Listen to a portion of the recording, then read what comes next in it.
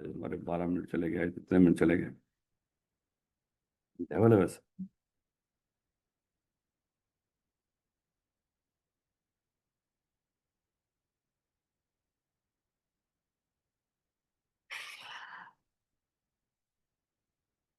Online बच्चा बेचारा कोई भी ज्वाइन नहीं कर सका, क्योंकि इन्होंने जो भी अभी लिंक बनाया वो लिंक बच्चों के पास गया ही नहीं। यानी कि उनके आज की क्लास बेचारों की जो डेली बेस पे लेते हैं वो वैसे ही चलेगी। अब किसी बच्चे ने ज्वाइन नहीं किया अभी क्लासेस। ले मेरा बच्चों।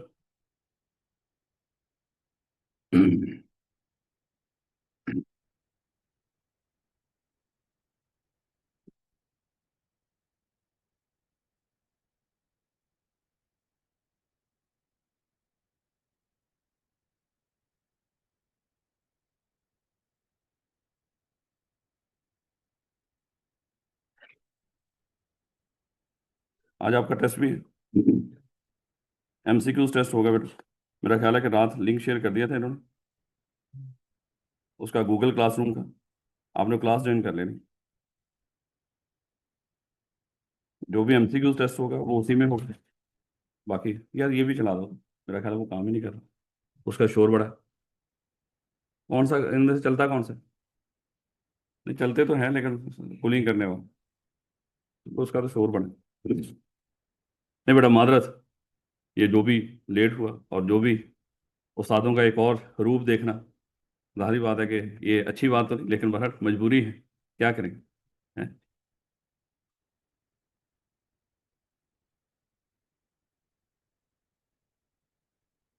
लेकिन अच्छा हमने पढ़ना शुरू किया था कंपनी को। और याद करें सबसे पहले हमने ये पढ़ा था कि किस किस तरह से कारोबार कर सकते हैं। हमने डिस्कस किया था कि 3 तरह से कारोबार कर सकते हैं। फिर हमने डिस्कस किया था कि इनमें से एक कारोबार करने का तरीकाकार कंपनी भी है, कि कंपनी बना के कारोबार कर सकते हो। उसमें होता क्या है कि जिस दिन आप कंपनी बना लेते हो, कंपनी अपने मालिकों से लहरा एक इंसान बन जाती है। और इस इंसान के भी वही राइट्स एंड ऑब्लिगेशंस होते हैं जो आम इंसानों के होते हैं। और इस कॉन्सेप्ट को हम डॉक्ट्रिन ऑफ कॉर्पोरेट पर्सनैलिटी कहा करते थे। फिर मेरे अच्छे अगर आपको याद हो, हमने डिस्कस किया था कि हमारे इस सिलेबस के अंदर कहीं पे भी या इस पूरे सीए के अंदर कहीं पे भी लफ्ज पर्सन आए, उसका मतलब क्या है कि ये नेचुरल भी है और आर्टिफिशियल पर्सन भी है। हाँ, फिर हमने लहदा लहदा डिनोट करने का तरीकाकार भी सीख लिया था। फिर अगर आपको याद हो, हमने इसमें जो करेक्टरिस्टिक्स ऑफ द कंपनी पढ़ी थी। करेक्टरिस्टिक्स ऑफ द कंपनी के अंदर मेरे अच्छे कुछ चीज़ें आसान आसान बातें थी, लेकिन कुछ चीज़ें थी बड़ी अहम। इनको आपने कतन भी इग्नोर करके नहीं पढ़ना, हर चीज़ को इस तरह पढ़ना है कि यहीं से वो सवाल बनाएगा, और बनाता भी है किसी एक टॉपिक से। लेकिन इसमें एक चीज़ बड़ी इंपॉर्टेंट थी, वो थी मैनेज बाय डायरेक्टर्स। यानी कि एक सेकंड, मैनेज बाय डायरेक्टर्स, ये बड़ी इंपॉर्टेंट थी। हमने डिस्कस किया था कंपनी बनाने वाले कंपनी बना देते हैं, लेकिन जिस दिन कंपनी बन जाती है वो लेता है कि इंसान बन जाती है। लेकिन ये एक आर्टिफिशियल पर्सन है, और आर्टिफिशियल पर्सन अपने आप को मैनेज नहीं कर सकता है। इसको मैनेज करने के लिए हमेशा कौन से लोग चाहिए होंगे? हमेशा नेचुरल पर्सन चाहिए होंगे। और ये हमने ये भी डिस्कस किया था, ये जो नेचुरल पर्सन जो कंपनी को मैनेज करेंगे, इनका नाम क्या होगा? इनको हम बोर्ड ऑफ डायरेक्टर कहा करते हैं। और फिर एक और चीज डिस्कस की थी कि ये जो बोर्ड ऑफ डायरेक्टर है, ये कहाँ से अपॉइंट होंगे? ये हमेशा शेयर होल्डर में से अपॉइंट होंगे, लेकिन इसकी कोई एक्सेप्शन भी थी। 4 एक्सेप्शन भी हैं जो चैप्टर 3 के अंदर जाके हम पढ़ेंगे। उसके बाद हमने डिस्कस किया था कि बात का ऐसा भी होता है कि कोई कंपनी छोटी कंपनी हो, उसमें जितने भी शेयर होल्डर हो, जितने भी शेयर होल्डर हो, वो सारे के सारे भी डायरेक्टर बन सकते हैं। लेकिन याद रखना, हमने डिस्कस ये भी किया था कि जब शेयर होल्डर ही डायरेक्टर हो तो जो मर्जी हो, डायरेक्टर एज ए डायरेक्टर लहदा होंगे और shareholder as a shareholder मालिकों के तौर पे लहदा होंगे। यानी कि ऑनरशिप और मैनेजमेंट दोनों में फर्क होता है। चाहे शेयर होल्डर ऑनर ही डायरेक्टर बनते हैं, लेकिन उसके बावजूद उनका शेयर होल्डर वाला ओहदा अलहदा है और डायरेक्टर वाला ओहदा अलहदा है। जैसे हमने आम डिस्कस किया था, ये जो हमने एमएनए इलेक्ट करके भेजे असेंबलियों के अंदर, एमएनए में से एक को इलेक्ट करके हमने प्राइम मिनिस्टर बना दिया, या एक को हमने कोई फलाना वफाकी वजीर बना दिया, ये उनको अलहदा ओहदे मिले हैं। कल अगर हम इनको इन ओहदों से हटा देंगे, इसका मतलब ये नहीं कि वो एमएनए नहीं है, वो एमएनए अपनी जगह पे होंगे। हाँ, वो अलहदा बात है कि कोई और गैर कानूनी काम करते हैं, अदालतों से सजा हो जाती है, तो फिर एमएनए के ओहदे से भी फारिग हो जाते हैं, क्योंकि सजा याफ्ता बंदा एमएनए वगैरह नहीं हो सकता। उसके बाद ये छोटी छोटी बातें थी मेरे से, ये सारी आई होप कि आपने पढ़ ली होंगी। बड़ी अहम चीज हमने डिस्कस की थी कि सर हमने कंपनी को मालिकों से अलहदा क्यों किया। देखो, हमने कंपनी बनाने की बात नहीं की थी यहाँ पे। हमने डिस्कस किया था कि हमने कंपनी को मालिकों से अलहदा क्यों पर्सन बना दिया। सेम ही होते हैं, जैसे शेयर होल्डर और उसमें सोल ट्रेडर और पार्टनरशिप के अंदर होते हैं, क्योंकि वहां पे कारोबार और इंसान सेम ही होते हैं।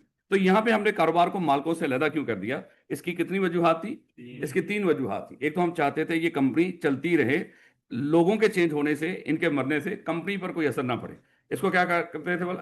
Perpetual succession. दूसरा, हम चाहते थे मेरे बच्चे कि यहाँ पे क्या आ जाए, लिमिटेड लायबिलिटी वाला कॉन्सेप्ट आ जाए, यानी कि मालिकों की लायबिलिटी लिमिटेड हो, इनका पैसा कल अगर कारोबार डूब भी जाता है तो उतना का पैसा डूबे जितना कि ये कारोबार में लगाया हो, इनका कम से कम घर बार बच जाए। इसके लिए मेरे चाहिए लाजमी तौर पे फिर हमें कंपनी को लहदा करना था मालिकों से, क्योंकि कंपनी खुद इंसान बन गई, वो अपने मामलात के लिए खुद जिम्मेदार। और तीसरा हम क्या चाहते थे कि ऑनरशिप और मैनेजमेंट ये दोनों चाहे सेम लोग करें मैनेजमेंट, लेकिन उसके बावजूद इनके ओहदे अलग अलग हों, एज ए मैनेजर और एज ए शेयर होल्डर वो अलग अलग होने चाहिए। तो ये तीन वजूहात थी मेरे बच्चे, जिस वजह से हमने कंपनी को मालिकों से अलहदा किया था। उसके बाद हमने छोटे छोटे कॉन्सेप्ट डिस्कस किए थे। हमने डिस्कस किया था ये शेयर कैपिटल और मेंबर्स का कॉन्सेप्ट, कि कंपनी बनाने वाले शुरू के अंदर ये कानूनी जिम्मेदारी है कि कंपनी बनाने वाले शुरू के अंदर अंदाजा लगाएंगे इस कंपनी को पूरी जिंदगी में कितना पैसा चाहिए होगा। फिर हमने डिस्कस किया था इनकी ये भी कानूनी जिम्मेदारी है इस पैसे को, यानी कि कंपनी की पूरी जिंदगी में कुल औकात जो होगी वो ये 1 लाख रुपए, जूम कर लो, वैसे ही हमने एग्जाम्पल में लिया था कि ये 1 लाख रुपए जो शुरू में सोचा है इन्होंने, ये इस कंपनी की कुल औकात है पूरी जिंदगी के अंदर। लेकिन मेरे से हमने डिस्कस किया था इस औकात को भी वो क्या करते हैं, डिवाइड करके रखते हैं, डिवाइड करके रखते हैं छोटे छोटे टुकड़ों में, ताकि जिसकी फिर अपनी भी औकात होगी उस लिहाज से वो इस कंपनी में इन्वेस्ट कर लेगा। याद करिए इस छोटे छोटे टुकड़ों को हम क्या क्या करते थे, इनको शेयर्स, मोस्टली तो लफ्ज़ शेयर्स ही बोला जाता है, चाहे यूनिट्स कह लो, चाहे उस कंपनी के पार्ट्स कह लो, चाहे उस कंपनी के हिस्से किए हुए कह लो, लेकिन लफ्ज़ क्या बोला जाता है, शेयर्स। तो शेयर, उसके बाद मेरे से हमने डिस्कस किया था कि जो बंदा भी इस कंपनी के ये शेयर्स खरीदता है वो क्या बन जाता है उस कंपनी का शेयर होल्डर। क्या हम उसको मेंबर कह सकते हैं? बिल्कुल मेंबर भी कह सकते हैं। क्या हर मेंबर शेयर होल्डर होता है? हाँ, हर मेंबर शेयर होल्डर नहीं होता, इसमें थोड़ा सा फर्क भी है। हमने डिस्कस किया था हर शेयर होल्डर तो मेंबर होता है, लेकिन हर मेंबर शेयर होल्डर नहीं होता, क्योंकि कुछ कंपनियां ऐसी हैं जिसमें शेयर्स ही नहीं होते, उसके मेंबर्स होते हैं। तो इसका मतलब वो जो मेंबर बने होंगे वो बगैर शेयर्स के बने होंगे, तो इस तरह के मेंबर्स भी हो सकते हैं। उसके बाद हमने डिस्कस किया था कौन शेयर्स खरीद सकता है, कोई भी पर्सन, कोई भी, हाँ कोई भी लीगल पर्सन जो कानून की निगाह में इंसान हो वो ये शेयर्स खरीद सकता है। मतलब शायद फिर जो कानून की निगाह में इंसान ना हो ना नहीं खरीद सकता होगा, लेकिन हमें इससे क्या, कोई भी पर्सन कंपनी के शेयर्स खरीद सकता है। इवन हमने डिस्कस किया था कि कोई बात कोई दूसरी कंपनी, ऐसी कंपनी भी होती है जो पहली कंपनी के सारे शेयर्स खरीद लेती है। हाँ, इसमें फिर एक आधा कॉन्सेप्ट खराब होता था, उसको भी जाके डिस्कस करेंगे। फिर मेरे से हमने डिस्कस किया था कि अगर कुछ लोगों ने शेयर्स खरीद रखे हो, चाहे वो कंपनियां हो चाहे आम इंसान हो, क्या ये शेयर्स आगे किसी और को ट्रांसफर कर सकते हैं? बिल्कुल कर सकते हैं। कितने तरीकेकार से ट्रांसफर करने के? 4 तरीकेकार से ट्रांसफर कर सकते थे। कौन कौन सा वाला? सेल कर सकते हैं, गिफ्ट कर सकते हैं, मर गया तो इनहेरिटेंस में ट्रांसफर हो जाएंगे, इंसॉल्वेंट हो गया तो क्रेडिटर्स को ट्रांसफर हो जाएंगे। तो ट्रांसफर ऑफ ओनरशिप हो सकती है, यानी कि ये उस तरह का मामला नहीं कि जैसे पार्टनरशिप के अंदर उन्होंने बल्कि डिफरेंस बताया भी था कि पार्टनरशिप में ओनरशिप ट्रांसफर करना पॉसिबल नहीं होता, अगर करनी भी हो तो सारे पार्टनर से पूछ के कर सकते हैं। उसके बाद मेरे बच्चे हमने डिस्कस किया था कि जब शेयर ट्रांसफर होंगे तो शेयर्स के साथ राइट्स एंड ऑब्लिगेशंस भी ट्रांसफर होंगे। अब अगर आप किसी कंपनी के शेयर्स खरीद लेते हो तो मेरे बच्चे आपको राइट्स क्या मिलते हैं? आपको डिविडेंड मिलता है, उस, हाँ, जनरल मीटिंग्स को अटेंड करने का राइट मिलता है। हाँ बिल्कुल, उसमें जाके वो मीटिंग अटेंड करने का मतलब वहां पे कुछ खाने थोड़ी जा रहे हैं मेरे बच्चे, वहां पे वोट ही होते हैं। तो ये सारा ये राइट्स आपको मिलते हैं। उसके बाद हमने डिस्कस किया था क्या कोई ऑब्लिगेशन भी हो सकता है आप लोगों का? हो सकता है। हाँ, अगर पार्शली पेड शेयर्स हो तो हमने डिस्कस किया था कि उसमें जितनी अमाउंट रहती होगी उतनी अमाउंट डेफिनेटली उन्होंने भी पे करनी है, जब तक वो पे नहीं करेंगे इनकी जान नहीं छूटेगी। अब वो जो अगर पहले दौर में पार्शली पेड का कॉन्सेप्ट हुआ करता था, आज के दौर में तो है ही नहीं ना पार्शली पेड, मना है। किसी भी कंपनी के डायरेक्टर्स को शदीद किस्म की सजा होती है अगर वो पार्शली पेड शेयर इशू कर दें। अगर पार्शली पेड शेयर इशू किया करते थे जब, तो उस वक्त किस तरह का ऑब्लिगेशन हुआ करता था कि वो पैसे जितने अभी पे करने वाले रहते हैं वो पे कर रहे हैं, और वो कौन मांग सकता था? उस कंपनी के डायरेक्टर्स। क्या वो जो शेयर्स के अभी तक पैसे जो पेबल हैं, क्या वो वाइंडिंग अप के मौके पे मांगा करते थे या उससे पहले भी मांगे जा सकते हैं? पहले भी मांगे जा सकते हैं और वाइंडिंग अप। ये मैं क्यों बता रहा हूँ, क्योंकि आज जब हम टाइप्स ऑफ कंपनी पढ़ेंगे उसके अंदर ये एक चीज पढ़ेंगे कि कुछ कंपनियां ऐसी होती हैं जहां पे उन्होंने लाइबिलिटी ला के सिर्फ वाइंडिंग अप के मौके पर ही पे करनी है, उससे पहले मांग ही नहीं सकते। तो इसलिए मेरे बच्चे इसको याद रखिएगा। ये परपेचुअल सक्सेशन हमने डिस्कस कर लिया, ये ना हुआ। कॉन्सेप्ट ऑफ लिमिटेड लाइबिलिटी मेरे बच्चे हमने डिस्कस किया था। इसमें हमने पढ़ा था कि 3 तरह के लोग हैं कंपनी में ओवरऑल इन्वॉल्व, कंपनी बनाने वाले, कंपनी चलाने वाले और कंपनी खुद एक इंसान है। फिर कंपनी बनाने वालों की लायबिलिटी हमने डिस्कस की थी कि इनकी लायबिलिटी कैसी होती है, वाला लिमिटेड होती है। हाँ, लिमिटेड लायबिलिटी की एक एक्सेप्शन थी, पार्शियल पेड शेयर। जाहिर बात है कि मेरे से अगर अभी कोई लायबिलिटी पे करने वाली तो फिर वो पे करेंगे डेफिनेटली, लेकिन जब वो पूरी पे कर देंगे जितने शेयर्स खरीदे होंगे फिर फर्दर कोई लायबिलिटी नहीं है। तो ये याद रखिए एक्सेप्शन के तौर पे इसका। फिर हमने डिस्कस किया था कि कंपनी की खुद की लायबिलिटी कैसी है, वाला अनलिमिटेड है। ये आम इंसानों की तरह इंसान है, ये अपने घर के सारे जो जो भी बर्तन शर्तन होंगे वो बेच के अपनी लायबिलिटी पे करेगी। उसके बाद हमने डिस्कस किया था कि कंपनी चलाने वालों की कोई लायबिलिटी होती, पूरी बात बतानी है मेरे अच्छे। अगर हाँ विद इन पावर काम कर रहे होंगे तो इनकी कोई लायबिलिटी नहीं होगी। अगर अथॉरिटी से तजावज करेंगे डेफिनेटली मेरे बच्चे फिर ये उसके लिए लायबल होंगे। उसके बाद मेरे बच्चे हमने डिस्कस किया था ये पांचवी पेड वाली चीजें भी डिस्कस कर ली थी कि हम अगर ज्यूम कर लो कि कंपनी के मेंबर्स की लायबिलिटी लिमिटेड है, तो जो लोग कंपनी से लेन देन कर रहे होंगे, जो लोग कंपनी को उधार दे रहे होंगे या उधार पे सामान बेच रहे होंगे, उन्होंने पैसा किससे रिकवर करना है? उन्होंने कंपनी से रिकवर करना है। लेकिन अगर अज्यूम कर लो कि कंपनी वो पे करने के काबिल ना हो, अपने सारे एसेट बेच भी दे और उन लोगों को वो सारा पैसा पे ना कर सके, तो मुझे बताएं किन का नुकसान होगा? वो क्रेडिटर्स का नुकसान हो जाएगा बेचारों को। इन लोगों को नुकसान से बचाने के लिए, इन लोगों को नुकसान से बचाने के लिए, उन उन लोगों को कुछ नहीं होगा यार, वो मेरे बच्चे हैं। लेकिन उनको डांटना तो है ना।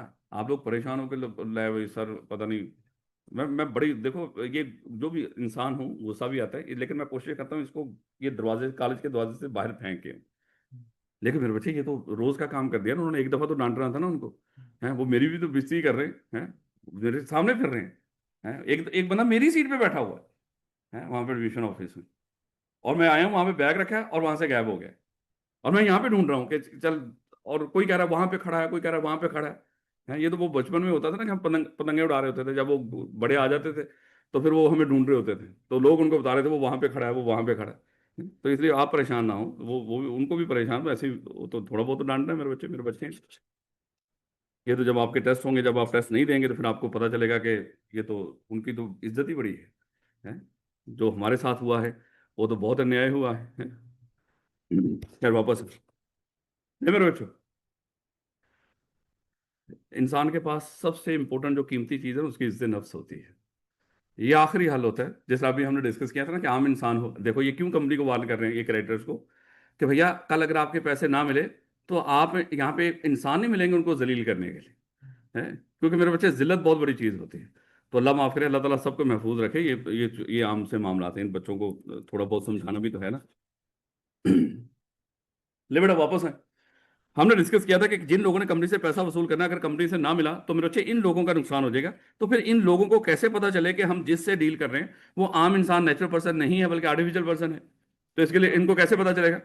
हाँ, कंपनी के नाम के साथ वर्ड लिमिटेड लिखना लाजमी है, और वो लाजमी लिखती है अनलेस कि वो कंपनी अनलिमिटेड लायबिलिटी वाली हो। उसके बाद मेरे बच्चे हमने डिस्कस किया था कि कौन कौन से कवानीन के जिसके तहत कंपनी बनाई और चलाई जाती है। तो कितनी तरह के कवानीन थे? तीन तरह के कवानीन थे। एक तो सबसे पहले कंपनी एक्ट 2017 जिसके तहत कंपनी बनाई और चलाई जाती है, क्या यही था? उसके अलावा मेमोरेंडम भी था। ये जो मेमोरेंडम है, ये मेमोरेंडम है, ये कौन से स्टेक होल्डर्स को फोकस करता है? ये एक्सटर्नल स्टेक होल्डर, दुनिया को शिनाख्त बताता है। ये नहीं कि हर बात बतानी है, कैसे बतानी है उस तरह का मामला नहीं, सिर्फ ये ओवरऑल कॉन्सेप्ट के लिहाज से है। यानी कि देखो, आपको तो अपने नाम का पता है ना कि आपका नाम क्या है, लेकिन अगर जो सामने बंदा जिससे कोई इंटरेक्शन हो रही है, अगर वो नाम पूछना चाहे तो उसको भी तो कुछ बताना है ना। तो उसके लिए हम क्या करते हैं, जैसे वो ये पुलिस वाले जब भी हमें रोकते हैं तो हमें हमसे आईडी कार्ड मांगते हैं, ताकि हमारी शिनाख्त के बारे में वो सारा वो इन्फॉर्मेशन इकट्ठी कर सकें। तो इसी तरह मेरे से कंपनी की भी शिनाख्त होती है, जो मेमोरेंडम है, जो बाहर की दुनिया के लिए, उसको खुद को तो पता कि मैं क्या हूं, मैं कहाँ पे रहती हूँ, मेरा क्या कारोबार है, लेकिन दुनिया को भी तो पता हो। इसी तरह मेरे बच्चे हमने डिस्कस किया था कि एक और डॉक्यूमेंट भी है जो कंपनी के लिए लाजमी है, जिसमें कंपनी के रूल्स एंड रेगुलेशन लिखे होते हैं, और इसको हम एक और लफ्ज भी बोला करते थे। अच्छा, मेमोरेंडम का कोई और नाम भी बताइएगा? कॉन्स्टिट्यूशन ऑफ द कंपनी भी कह सकते हो, इसको primary document of the company भी कहते हैं। ये भी याद रखिएगा, शायद उस दिन ये लफ्ज मैंने नहीं बोला। ये जो मेमोरेंडम है इसको primary document of the company भी कहते हैं, और जो आर्टिकल्स हैं उसको secondary document of the company भी कह सकते हैं। और फिर हमने डिस्कस किया ये जो मेरे अच्छे आर्टिकल्स हैं, क्या इसका कोई और जो नाम था याद है? वो बाई लॉज भी कह सकते हैं। और मुझे बताएं, ये कौन से स्टेक होल्डर्स को फोकस करते हैं? हाँ, फोकस करता है, मतलब ये जो इंटरनल स्टेक होल्डर्स, मतलब जो कंपनी को चलाने वाले हैं, ये उनको सारे तरीकाकार बताता है कि आपने इस कंपनी को चलाना कैसे, यानी कि कौन कौन से कवानीन है जिसकी पासदारी करनी है आपने इस कंपनी को चलाते हुए। ये सारा मेरे बच्चे आर्टिकल्स बताते हैं। उसके बाद ये सारा हमने डिस्कस कर लिया था। अगर आपको याद हो, हमने कंपनी की डेफिनेशन पढ़ी थी। हमने डिस्कस किया था कि कंपनी किसको कहते हैं। हमने कहा था कि कंपनी सिर्फ उसको कहेंगे जो रजिस्टर्ड हुई होगी अंडर कंपनी एक्ट 2017 या कंपनी लॉ। और फिर मेरे बच्चे हमने डिस्कस किया था कि इसका मतलब दुनिया में ऐसा कोई, पाकिस्तान के अंदर अगर आप रहते हो, दुनिया में कोई ऐसा कारोबार अपने आप को कंपनी नहीं कह सकता जो इन कवानीन के तहत रजिस्टर्ड ना हुआ, कह ही नहीं सकता। आप देखो ना, इंडिया में उनका भी मेरे से इसी तरह जैसे हमारा कंपनी एक्ट 2017, उनका भी कोई कंपनी एक्ट होगा जिसके तहत वहां पे कंपनी, वहां पे तो पक्की बात है होते भी एक्ट ही है, वहां पे ऑर्डिनेंस नहीं होते है, क्योंकि वहां पे कोई अल्लाह माफ करे उस तरह का वो बंदा नहीं है जो किसी अपने एक ऑफिस में बैठ के पूरे मुल्क को कंट्रोल कर रहा होगा। वहां पे किसी हद तक जमहूरियत है।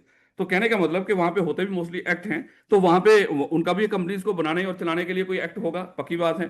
तो जो उनके एक्ट के तहत वहां पे कंपनी बनती होगी वो उनकी कंपनी होगी, लेकिन वो जो उनके मुल्क में उनके एक्ट के तहत कंपनी बनी होगी, हमारे मुल्क में अगर वो आती है कारोबार करने के लिए, क्या वो कंपनी होगी? वो कंपनी नहीं होगी, क्योंकि हमारे पास सिर्फ एक ही पैमाना है किसी भी कंपनी को कंपनी कहने के लिए, जांचने के लिए वो कंपनी है कि नहीं। वो मेरे से ये वाला पैमाना है, कंपनी एक्ट 2017 और कंपनी लॉ। और फिर मेरे से पेपर में पूछेगा वो कंपनी लॉ किसको कहते हैं। तो आप लोगों ने ये सारे नाम याद करने हैं। अनफॉर्चुनेटली ये जो चारों के चारों जो एक्ट हैं, ऑर्डिनेंस हैं, इनके इनके जे कब कब के हैं, इनको आपने रट लेना है, इनको याद कर लेना है कि कंपनी लॉ से मुराद ये वाले हैं, ये रिपील्ड कंपनीज एक्ट या ऑर्डिनेंस। बेटा उसके बाद हमने डिस्कस किया था बॉडी कॉर्पोरेट। हमने कहा था कि मेरे बच्चे कोई भी ऐसा इदारा जिसमें उस इदारे को बनाते हैं लोग, और बनाने वाले जिस दिन वो इदारा बना देते हैं, इदारा खुद से एक इंसान बन जाता है, और इस इंसान के भी वही राइट्स एंड ऑब्लिगेशंस होते हैं जो आम इंसानों के होते हैं। और इसको चलाने के लिए हम क्या करते हैं, कोई लहदा से बोर्ड ऑफ गवर्नेंस वगैरह, ये बोर्ड ऑफ डायरेक्टर्स वगैरह ये अपॉइंट कर देते हैं और मालिक उस इदारे से लैदा हो जाते हैं। हमने डिस्कस किया था जहां पर भी इस तरह का स्ट्रक्चर बनता हो, जहां पे भी इस तरह का स्ट्रक्चर बनता हो, ये है तो स्ट्रक्चर कंपनी का, लेकिन कुछ और इदारे भी हैं जहां पे इस तरह का स्ट्रक्चर बनता है। तो हमने कहा था कि क्या उन इदारों को हम कंपनी नहीं कह सकते, उनको कंपनी नहीं कह सकते क्योंकि वो कंपनी एक्ट 2017 या कंपनी लॉ में रजिस्टर्ड ही नहीं हुए, लेकिन स्ट्रक्चर उनका भी बिल्कुल ऐसा ही है। तो हमने कहा कि कोई एक ऐसी टर्म होनी चाहिए जो सबको कवर कर दे, जिनकी भी शक्ल इस तरह की हो, इस तरह की बनता हो स्ट्रक्चर जिनका भी, जहाँ पे कारोबार या वो इदारा अपने मालिकों से अलहदा हो, तो उनको हम किसी ना किसी लफ्ज से उनको डिनोट करें। तो उसके लफ्ज मेरे बच्चे हमने ढूंढ लिया बॉडी कॉर्पोरेट। उसको बॉडी कॉर्पोरेट लफ्ज खाली बोल दो या कॉर्पोरेशन बोल दो, एक ही बात है। अब यानी कि इसको क्या लफ्ज हम कंपनी बोल सकते हैं, क्योंकि सबके कंपनी सबको कवर नहीं करेगा, कंपनी सिर्फ एक को कवर करेगा, ये लिमिटेड टर्म है, कंपनी एक लिमिटेड टर्म है। लेकिन बॉडी कॉर्पोरेट हमने डिस्कस किया था, ये ब्रॉडर टर्म है। इसमें तीन तरह के, इस तरह के स्ट्रक्चर वाले तीन तरह के इंसान है, तीन तरह के इंसानों का अज्यूम कर लो सादा अल्फाज में। शायद पाकिस्तान के अंदर टोटल तीन तरह के लोग हैं जिनका स्ट्रक्चर इस तरह का बनता है, इस तरह का बनता है, जहां पे वो कारोबार और मालिक अलग-अलग। तो वो कौन कौन से मेरे बच्चे, एक तो कंपनी खुद थी जो कंपनी 2017 में रजिस्टर्ड हुई हो, या हमने डिस्कस किया था जो ऐसा इदारा या कंपनी जो बाहर से इनकॉर्पोरेट होकर पाकिस्तान में काम कर रही है, उसका भी स्ट्रक्चर ऐसा ही होता है, लेकिन वो हमारे मुल्क में आके वो कंपनी नहीं कहला सकती अपने आप को। फिर हमने डिस्कस किया था कि हमारे मुल्क में ही खास कवानीन के तहत बनने वाले कुछ इदारे भी हैं।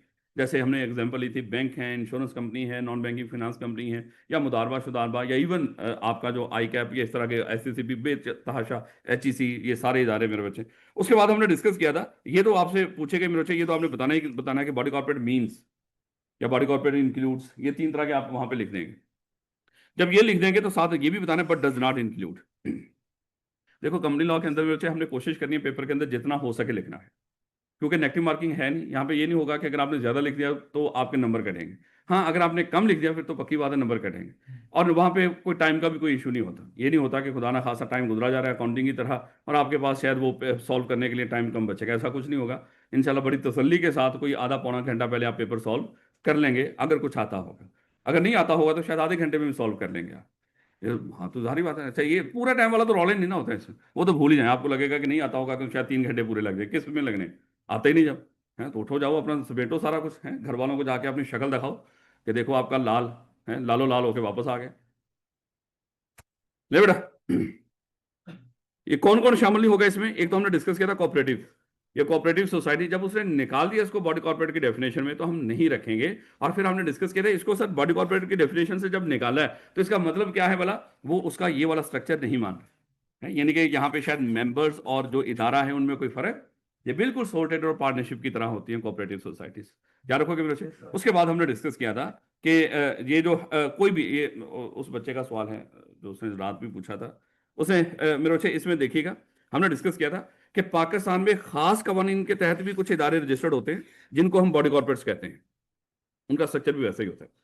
लेकिन अगर हमारे मुल्क का कोई भी फेडरल गवर्नमेंट का कोई मिनिस्टर अगर उस इदारे को कह दे कि हम इसको बॉडी कॉर्पोरेट नहीं मान, हो सकता है ना बाज़ का इस तरह के इदारे रजिस्टर्ड होकर कोई गैर कानूनी काम करने शुरू कर देते हैं, चाहे वो मंशियात का कारोबार हो, चाहे वो टेररिस्ट कोई स्पॉन्सरशिप हो या फंडिंग हो या किसी तरह की मुआवनत हो, इस तरह की हरकतें करना शुरू कर देते हैं, क्योंकि इनको पता होता है कि कल पकड़े भी गए तो कौन सा हमारा भी नुकसान होगा, हम तो एक बॉडी कॉर्पोरेट है। तो फिर अगर इस तरह के या वो खुदा ना खासा इस तरह की पॉन्जी स्कीमें अनाउंस करना शुरू कर देते हैं जिससे लोगों को फ्रॉड करना, ये चाहे वो ऐप्स हों, ये लोन की हों, या चाहे वो होता ना कि हम आपको बेवकूफ़ बनाएंगे, आप आगे लोगों को बेवकूफ़ बनाएं, इस तरह वो जिसको नेटवर्किंग कंपनीज कहते हैं, इस तरह की हरकतें करना शुरू कर देते हैं कुछ इदारे रजिस्टर्ड होकर।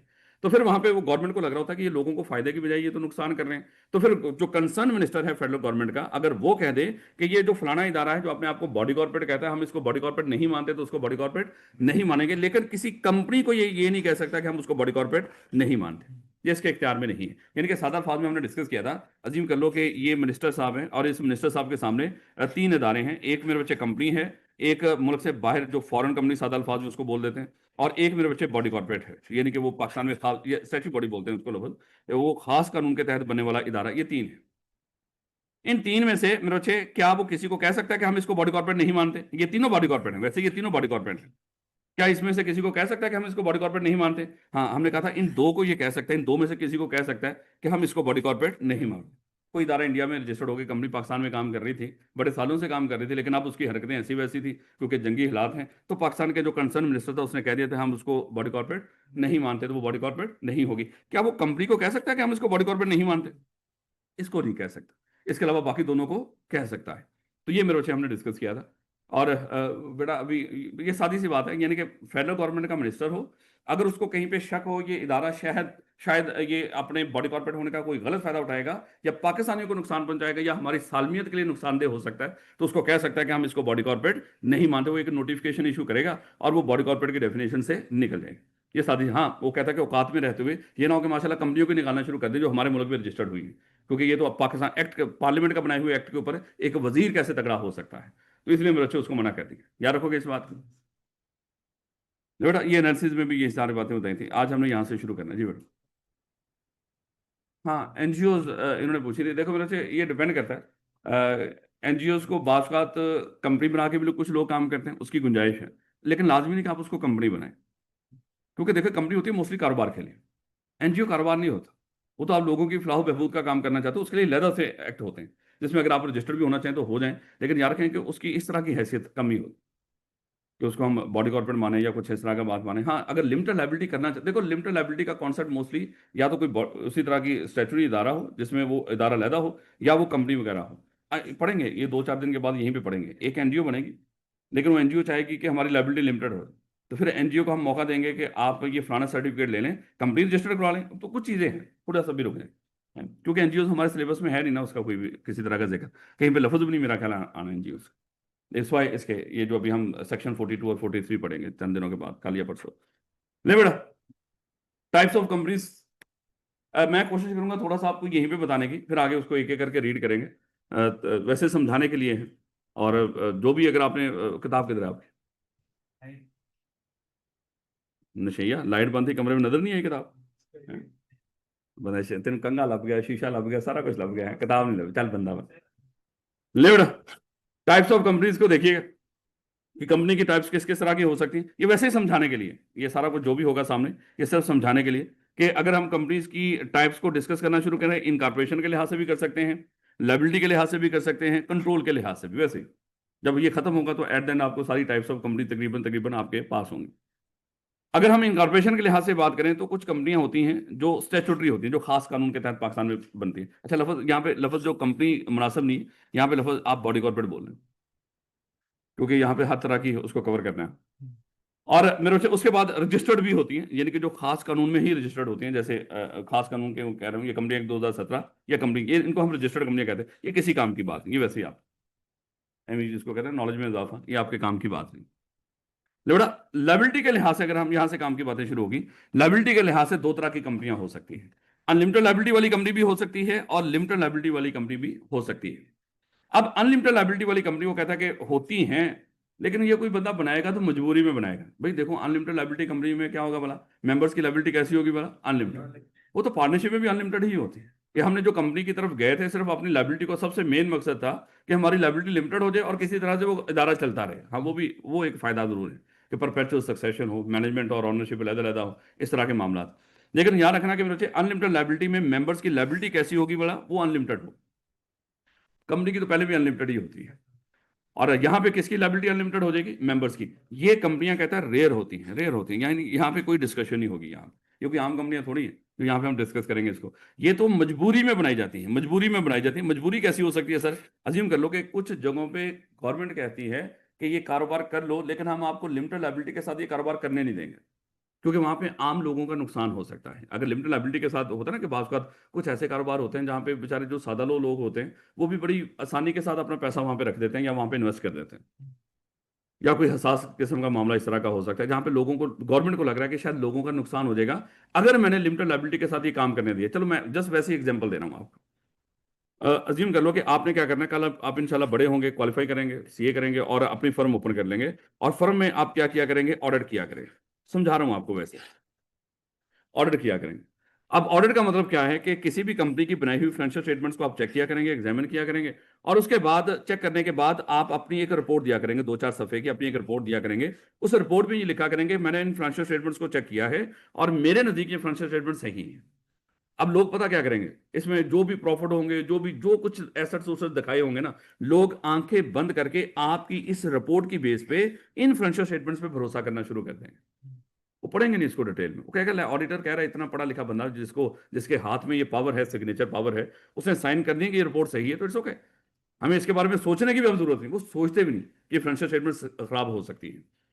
अब मेरे बच्चे, होता क्या है कि आपने क्या किया था, कोई ब्रीफ केस भर के पैसों का लिया और ये कह दिया ये फाइनेंशियल स्टेटमेंट सही है, जबकि ये सारी की सारी गलत थी। और लोगों ने क्या किया, अपनी सारी जिंदगी की जमा पूंजी उस कंपनी के शेयर्स खरीदने में लगा दी कि भाई इतना प्रॉफिट दिखाया इस कंपनी ने, ये वाकई इतना प्रॉफिट आया होगा, और उन्होंने वो सारा जिंदगी की सारी इन्वेस्टमेंट उसके ऊपर लगा दी।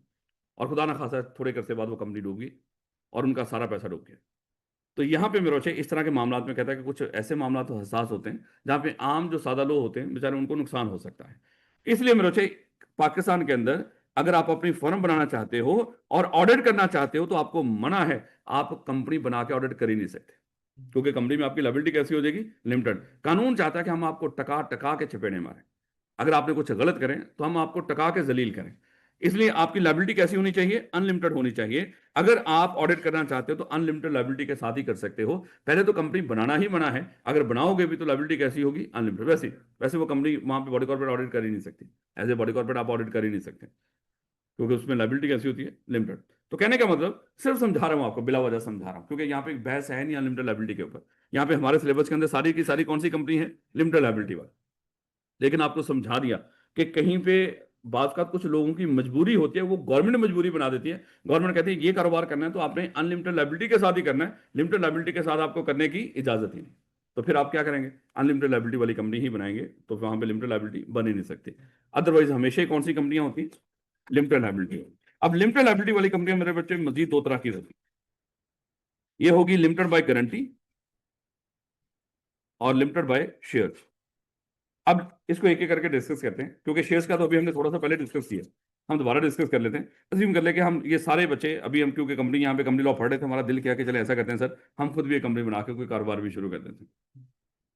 कोई देखो, कोई कारोबार, ये नहीं कंपनी बना के रख लेंगे, उसका फायदा क्या है, ये कौन सा कोई बढ़ते बड़ी बड़ी कोई बढ़ेगी, ये तो परफॉर्मेंस पर डिपेंड कर रहा होता है उसके, कल शेयर्स की वैल्यू जो भी। खैर, हम सब ने सोचा कि ऐसा करते हैं सर, कंपनी बना लेते हैं।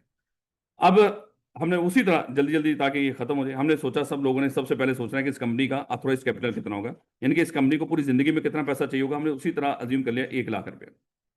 फिर हमने 1 लाख रुपए के क्या किए थे बोला, 10-10 रुपए के 10,000 टुकड़े करके रख लिए, 10,000 शेयर्स बना के रख लिए। और ये एक्चुअली ये हिस्से किसके किए थे, ये उस कंपनी के किए थे। उसके बाद हमने ये भी डिस्कस किया था कि इस कंपनी को लाजमी नहीं कि शुरू के अंदर ही आप 10 के 10,000 शेयर्स बेचो और लाख रुपया इकट्ठा करो, क्योंकि ये तो पूरी जिंदगी में पैसा चाहिए ना। शुरू में हो सकता है कि हमें सिर्फ 20,000 चाहिए। अगर 20,000 चाहिए तो मुझे बताएं कितने शेयर्स बेच दें 20,000 इकट्ठा हो जाए। 2,000 शेयर्स बेच दें तो हमारे पास 20,000 इकट्ठा हो जाएगा। तो मेरे हमने 2,000 शेयर बेचे और 20,000 इकट्ठा करके हमने कारोबार शुरू कर दिया। उसके बाद जब जब हमें पैसों की जरूरत पड़ेगी तो हमारे पास 8,000 शेयर अभी भी पड़े हुए, हम इनमें से इशू करते करते करते करते ये 8 के 8 भेज दें तो उसके बाद जीरो तक जा सकते हैं। हाँ, जीरो के बाद का भी देखेंगे, उसके बाद क्या होगा याद रखेंगे। वैसे यहाँ तक की बात। अब अगली बात आ गई कि सर अज्यूम कर लो कि हम में से कोई मिस्टर ए है, उस मिस्टर ए ने हमारी इस कंपनी के 100 शेयर खरीदे थे। तो एक शेयर कितने का था बोला, 10 रुपए का। तो इसने कितना पे करना था हमारी कंपनी को, 1,000 रुपया। तो उसने 1,000 पूरे का पूरा पे कर दिया। तो फिर अच्छे मुझे बताएं, अब मिस्टर ए की कोई लायबिलिटी है जो इसने पे करनी है कंपनी को, कोई लायबिलिटी नहीं है। यानी कि इस तरह की कंपनियां जिसमें शेयर्स हो, लोग शेयर्स खरीदते हैं और लोगों की लायबिलिटी कहां तक लिमिटेड होती है बोला, जितने उन्होंने शेयर्स खरीदे हैं शेयर्स की अमाउंट तक लिमिटेड होती है। तो इस तरह की कंपनियों को कहते हैं कि यहाँ पे लिमिटेड लायबिलिटी है, लेकिन किस लिहाज से, शेयर्स के लिहाज से। तो company limited by share capital, इसको क्या बोलते हैं, company limited by share capital. Share capital के लिहाज से यहाँ पे मेंबर्स की लायबिलिटी लिमिटेड होगी। हाँ, क्या कोई ऐसी कोई एक्सेप्शन है जहां पे मिस्टर ए की अभी भी स्टिल लायबिलिटी हो सकती है कोई? हाँ, अगर पार्शली पेड शेयर हो तो फिर ये इसकी लायबिलिटी अभी भी हो सकती है, लेकिन अगर वो पूरा पे कर दे फिर फर्दर कोई लायबिलिटी। और मुझे बताएं कि आज के दौर में पार्शियल पेड शेयर्स होते हैं? आज के दौर में पार्शियल पेड शेयर्स नहीं होते। ये तो वो बातें थी मेरे बच्चे जो हम पहले डिस्कस कर चुके हैं यहाँ तक। अब हम डिस्कस करने जा रहे हैं लिमिटेड लायबिलिटी और ये गारंटी के लिहाज से।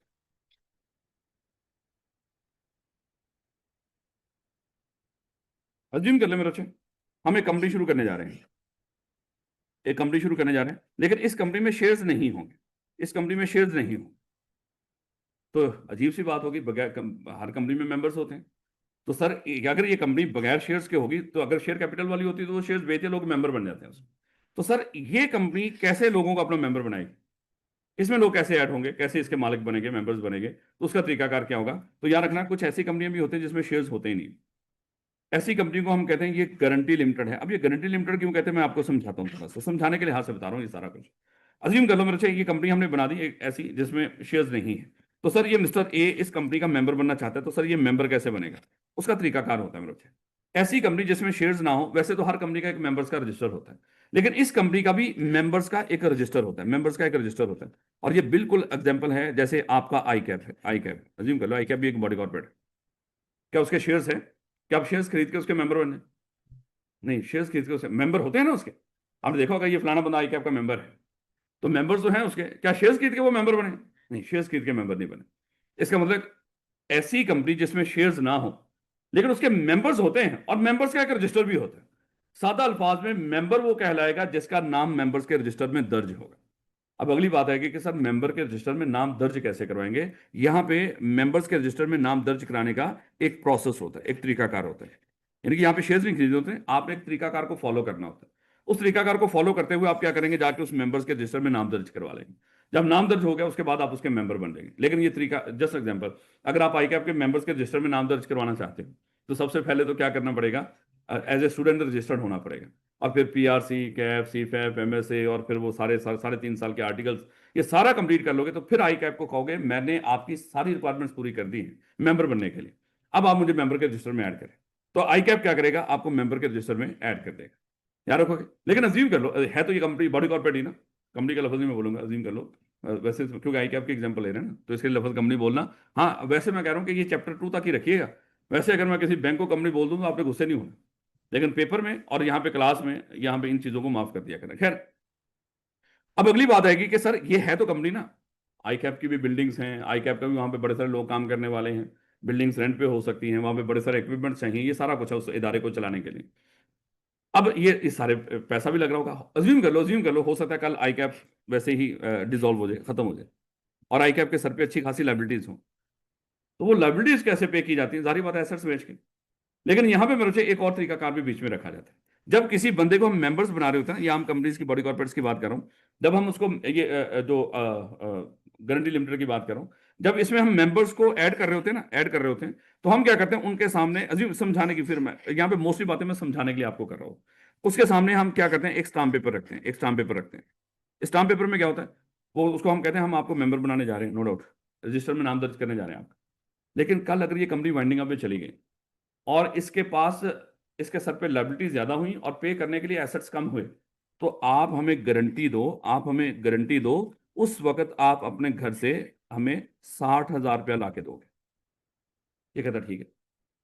अगर कल जब ये कंपनी वाइंड अप होगी और इसके पास एसेट्स कम होंगे लायबिलिटी पे करने के लिए, तो मैं अपने घर से 60,000 रुपया उस वक्त पे कर दूंगा। तो ये साथ ही इस तरह का हलफ भी देता है, और हम क्या करते हैं इसको उस कंपनी के मेंबर के रजिस्टर में इसका नाम दर्ज कर देते हैं और ये मेंबर बन जाता है। दोबारा जरा देखिएगा, अगर कोई कंपनी गारंटी लिमिटेड हो तो गारंटी लिमिटेड का मेंबर कैसे बनना होता है, उसका एक प्रोसेस होता है। उस प्रोसेस को फॉलो करते हुए आपने उस कंपनी के मेंबर्स के रजिस्टर में अपना नाम दर्ज करवाना होता है। जब नाम दर्ज करवा रहे होते हैं तो मेरे बच्चे फिर बीच में आपको क्या करना पड़ता है, एक हलफ भी देना होता है। उस हलफ में क्या होता है बोला कि कल जब ये कंपनी वाइंडिंग अप में जाएगी, अब अल्फाजों पे गौर करनी है, यानी कि कंपनी अपनी जिंदगी में ये गारंटी की अमाउंट नहीं मांग सकती। अल्फाज क्या है उसके लिए, कल जब ये कंपनी वाइंडिंग अप में जाएगी और वाइंडिंग अप के मौके पे फिर अगली दूसरी कंडीशन भी पूरा होना जरूरी है, इस कंपनी के पास एसेट्स कम होंगे लायबिलिटीज को पे करने के लिए, तो मेंबर्स अपने घर से इतनी इतनी अमाउंट ला के भी जमा करवाएंगे वहां पे। तो ये गारंटी हम उनसे ले लेते हैं और वो मेंबर बन जाते हैं। अब ये मेंबर रहेंगे, कल जब ये कंपनी वाइंडिंग अप में जाएगी और देखेंगे लायबिलिटी ज्यादा है, एसेट्स कम है, तो मेंबर्स को कहेंगे चलो भैया जितनी जितनी आपने गारंटी दी थी ना हमें, तो वो अमाउंट उतनी ले आओ। हम उनसे वो अमाउंट मांगे, उससे ज्यादा नहीं, उससे ज्यादा नहीं। ये नहीं कि अज्यूम कर लो अगर हमने 60,000 रुपए की गारंटी मांगी है तो मेंबर्स की लायबिलिटी कहां तक लिमिटेड होगी बोला? 60,000 तक। कल हो सकता है कि 60,000 की जो भी गारंटी की अमाउंट दी है उन्होंने वो लाके जमा करवा दें और उसके बाद भी मेंबर्स की अभी भी उस कंपनी के ऊपर लायबिलिटी हो, तो ये जिम्मेदार नहीं होंगे, क्योंकि इनकी लायबिलिटी कहां तक लिमिटेड है बोला? गारंटी की अमाउंट तक। इसलिए इस तरह की कंपनी को कहते हैं कंपनी लिमिटेड बाय गारंटी। ये आम कंपनियां नहीं होती, ये आम कंपनियां नहीं होती, ये मोस्टली मेरे बच्चे जो नॉन प्रॉफिट ऑर्गेनाइजेशंस होती है ना, खासतौर पे जिम खाना वगैरह होते हैं, क्लब क्लब होते हैं, ये इस तरह के होते हैं। ये आम कंपनियां नहीं होती जैसा आप सोच रहे हैं कि दूसरी शेयर, वो तो कारोबार करने के लिए, और फिर उनके दिल करता है कल हम कारोबार को बढ़ाएंगे, फिर उसके लिए शेयर शूज बना के रखते हैं ताकि जब जरूरत पड़े शेयर्स को वो इशू करके तो उसमें मिली। तो ये लाहौर जिम खाना आपने सुना होगा, ये इस तरह के ये जो इदारे हैं ये एक गारंटी लिमिटेड कंपनी के तौर पर काम कर रहे होते हैं, क्योंकि इसमें खैर सवाल पहले जी बेटा। ये भी तो मेंबर बन जाएंगे, इन पे भी कोई होगी गारंटी? जो एक तो अजीम कर लो हम गारंटी लिमिटेड कंपनी बनाने जा रहे हैं, हम जब उसका मेमोरेंडम और आर्टिकल बना रहे होंगे ना, हम मेमोरेंडम के अंदर ही लिख लेंगे पहले तो, सीखेंगे चैप्टर नंबर 2 के अंदर जाके ये बनती कैसे है और क्या चीजें ऐड करनी पड़ती हैं। अगर हम लोग कंपनी बनाने जा रहे हैं, गारंटी लिमिटेड है, एक जिम खाना बनाने जा रहे हैं हम लोग भी, हम क्या करेंगे बनाते वक्त ही शुरू में हम लोग गारंटी दे देंगे जो बनाने वाले हैं, उसके बाद जो बंदा भी मेंबर बनना चाहेगा वो भी गारंटी देकर ही मेंबर बनेगा। लेकिन ये गारंटी की अमाउंट मंगवाएंगे कब उनसे? जब ये कंपनी वाइंडिंग अप में जाएगी, और वाइंडिंग अप में भी जाएगी तो कब मंगवाएंगे उनसे? जब इसकी लायबिलिटी पे करने के लिए एसेट्स कम पड़ रहे। बात समझा रही है मेरे बच्चे? जो बंदा भी मेंबर बनेगा, चाहे कंपनी बनाते वक्त ही कुछ लोग मेंबर बना करेंगे, क्योंकि बनानी भी तो है ना किसी ने, वो तो उसी वक्त मेंबर बन जाएंगे, वो भी गारंटी देंगे, और जो बाद में आने वाले हैं वो भी गारंटी देंगे। याद रखोगे? तो इसमें शेयर्स नहीं होते वैसे नॉर्मली। लेकिन मेरे बच्चे अब अगली बात यहां तक दोबारा देखिएगा मेरे बच्चे, हमने डिस्कस किया कोई ऐसी कंपनी भी हो सकती है जिसमें शेयर्स ना हो, बिल्कुल हो सकती है। अगर शेयर्स ना हो तो फिर लोग उसका मेंबर कैसे बनते हैं? नहीं, ये अल्फाज नहीं बोला करने आज के बाद आपसे। गारंटी लिमिटेड कंपनी में लोग मेंबर कैसे बनते हैं? उसका प्रोसेस फॉलो करते हुए उसके मेंबर के रजिस्टर में अपना नाम दर्ज करवाते हैं, क्योंकि एविडेंस क्या है कि आप उस कंपनी के मेंबर हो? जब उसका मेंबर के रजिस्टर में नाम दर्ज है, आप जैसे मर्जी लोगों को बताते फिरो मैं मेंबर हूं आई कैप, वो डायरेक्टरी उठाएंगे आई कैप के मेंबर्स की, उसमें नाम ढूंढेंगे आप, अगर नाम नहीं है तो मुझे चाहिए आप उसके मेंबर नहीं है। बात समझ आ रही है कि नहीं? अब होता है ना, जैसे एग्जांपल मैं भी एक प्रोफेशनल बॉडी का मेंबर भी हूँ, उसका पाकिस्तान बार काउंसिल का, सॉरी पंजाब बार काउंसिल का, माजरत अल्फाज थोड़े से बड़े हो, तो पंजाब बार काउंसिल का मैं मेंबर हूँ। अब हुआ क्या कि हमारे वहाँ पे इलेक्शंस होते हैं, अब हमारी जो तहसील है उस तहसील की एक डायरेक्टरी है, हम बहुत ज़्यादा मेंबर नहीं है, वो नई बनी है अभी, तहसील लेवल पे भी अदालतें नई नई शिफ्ट हुई हैं कोई चंद साल पहले, कोई 4-5 साल पहले, तो मैं उसका मैं भी मेंबर हूँ। अब पहली दफ़ा जब इलेक्शन हुए तो उसमें जाके मैंने वोट कास्ट करके आया, सारा कुछ हुआ, उन्होंने डायरेक्टरी दी मेंबर्स की। अब डायरेक्टरी ला के मैंने घर कहीं रख दी, वो किसी के घर घर पे किसी के हाथ लग गया, उन्होंने कह लिया हमारे गांव का ये बंदा भी है, वो बंदा भी है, फलाने फलाने लोग भी हैं, 13 नाम के थे। आज तक मैं साबित कर रहा हूँ कि मैं उसका मेंबर हूँ, और ये जो किताब है अभी ये अपडेटेड नहीं है, जब ये अपडेट होगी तो मेरा नाम भी बीच में शामिल हो जाएगा, क्योंकि और है ही क्या, मेरे पास कोई शेयर्स थोड़ी हैं, तहसील बार जो भी है उसके मेरे पास शेयर्स तो है नहीं, मेरे पास यही एक एविडेंस है कि उसमें मेरा नाम होता, लेकिन माशाल्लाह उसमें नाम को नहीं, और घर वाले मेरे हजे भी मैंने भी एक थोड़े से मुस्कुरा देने, ऐसा ना झूठ बोलने है क्या वकील है, मजाक कर रहा हूँ। जिस तरह शेयर वाले को शेयर खरीद पे तो हमें डिविडेंड मिलता है, इस तरह मेंबर को इसमें क्या फायदा होता है? मेरे जिम खाना, लाहौर जिम खाने के मेंबरशिप को भी सोचिए गरीबों, है उसमें क्या होता है, वहाँ पे खाने पीने के लिए है, वहाँ पे अजीम कर लो स्विमिंग पूल्स हैं, वहाँ पे खेलने कूदने के लिए और बथेरे सामान है।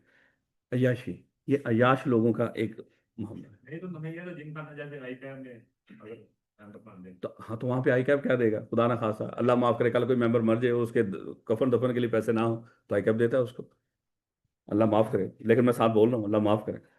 कोई ऐसे बेरोजगार चार्टर्ड अकाउंटेंट जिनके लिए तो आई कैप उसके लिए कुछ मंथली भी लगाते, मेंबर है ना उसका, तो हाँ हाँ, ऐसा है। सर फिर जो इसको बनाते हैं कोई होता है ना बहुत बुजुर्ग बंदा बेचारा जो अब ना प्रैक्टिस करने के काबिल ना जॉब करने के काबिल, सर इसका जो कैपिटल होता है वो परेशान क्यों होते? एक तो कसम से मैं कहता हूँ गरीबों को पढ़ाना बहुत मुश्किल, सर ये चलेगी कैसे और भाई जब ये मेंबर बन रहे होंगे आई कैप को कितना पैसा अभी तक जमा करवा चुके हो आप?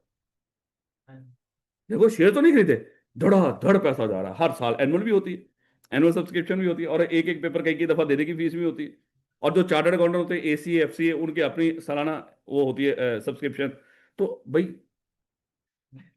बहुत बड़ी गेम होती है, आप बेफिक्र हैं। आप बेफिक्र है। ये इसी तरह इकट्ठे हो, एक तो मेंबर बनते वक्त फीस चार्ज की जाती है, उसके बाद एनुअल होती है, और उसके बाद वहां पे जो सर्विसेज वो अवेल करते हैं उसकी भी कोई थोड़ी बहुत फीस होती है, वहां पे लोग खाते पीते हैं या कुछ इस तरह की, या जिम खाने वगैरह, या ये स्पोर्ट्स क्लब होते हैं।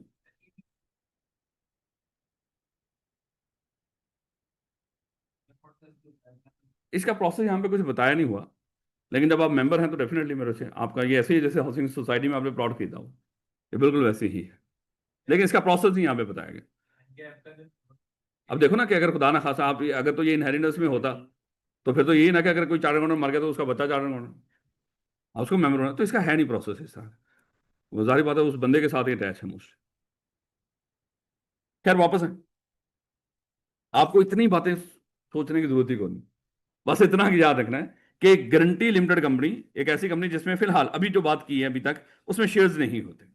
हमने डिस्कस किया कि जो बंदा भी इस कंपनी का मेंबर बनना चाहता होगा तो कैसे मेंबर बनेगा, उसका एक प्रोसेस होगा, उस प्रोसेस को फॉलो करते हुए वो मेंबर बनेगा, बिल्कुल जैसे आप आई कैप के मेंबर बने।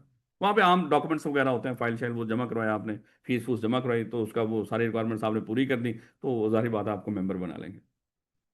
जब ये मेंबर बन के मेरे अच्छे, तो मेंबर बनते वक्त क्या कोई गारंटी फॉर्म भी देना पड़ेगा? बिल्कुल गारंटी फॉर्म भी देंगे, और गारंटी फॉर्म में डेफिनेटली एक अमाउंट डिसाइडेड होती है, ये मेमोरेंडम के अंदर लिखी होती है कि जो बंदा भी हमारा मेंबर बना करेगा ना, इतनी अमाउंट की गारंटी देकर ही मेंबर बनेगा।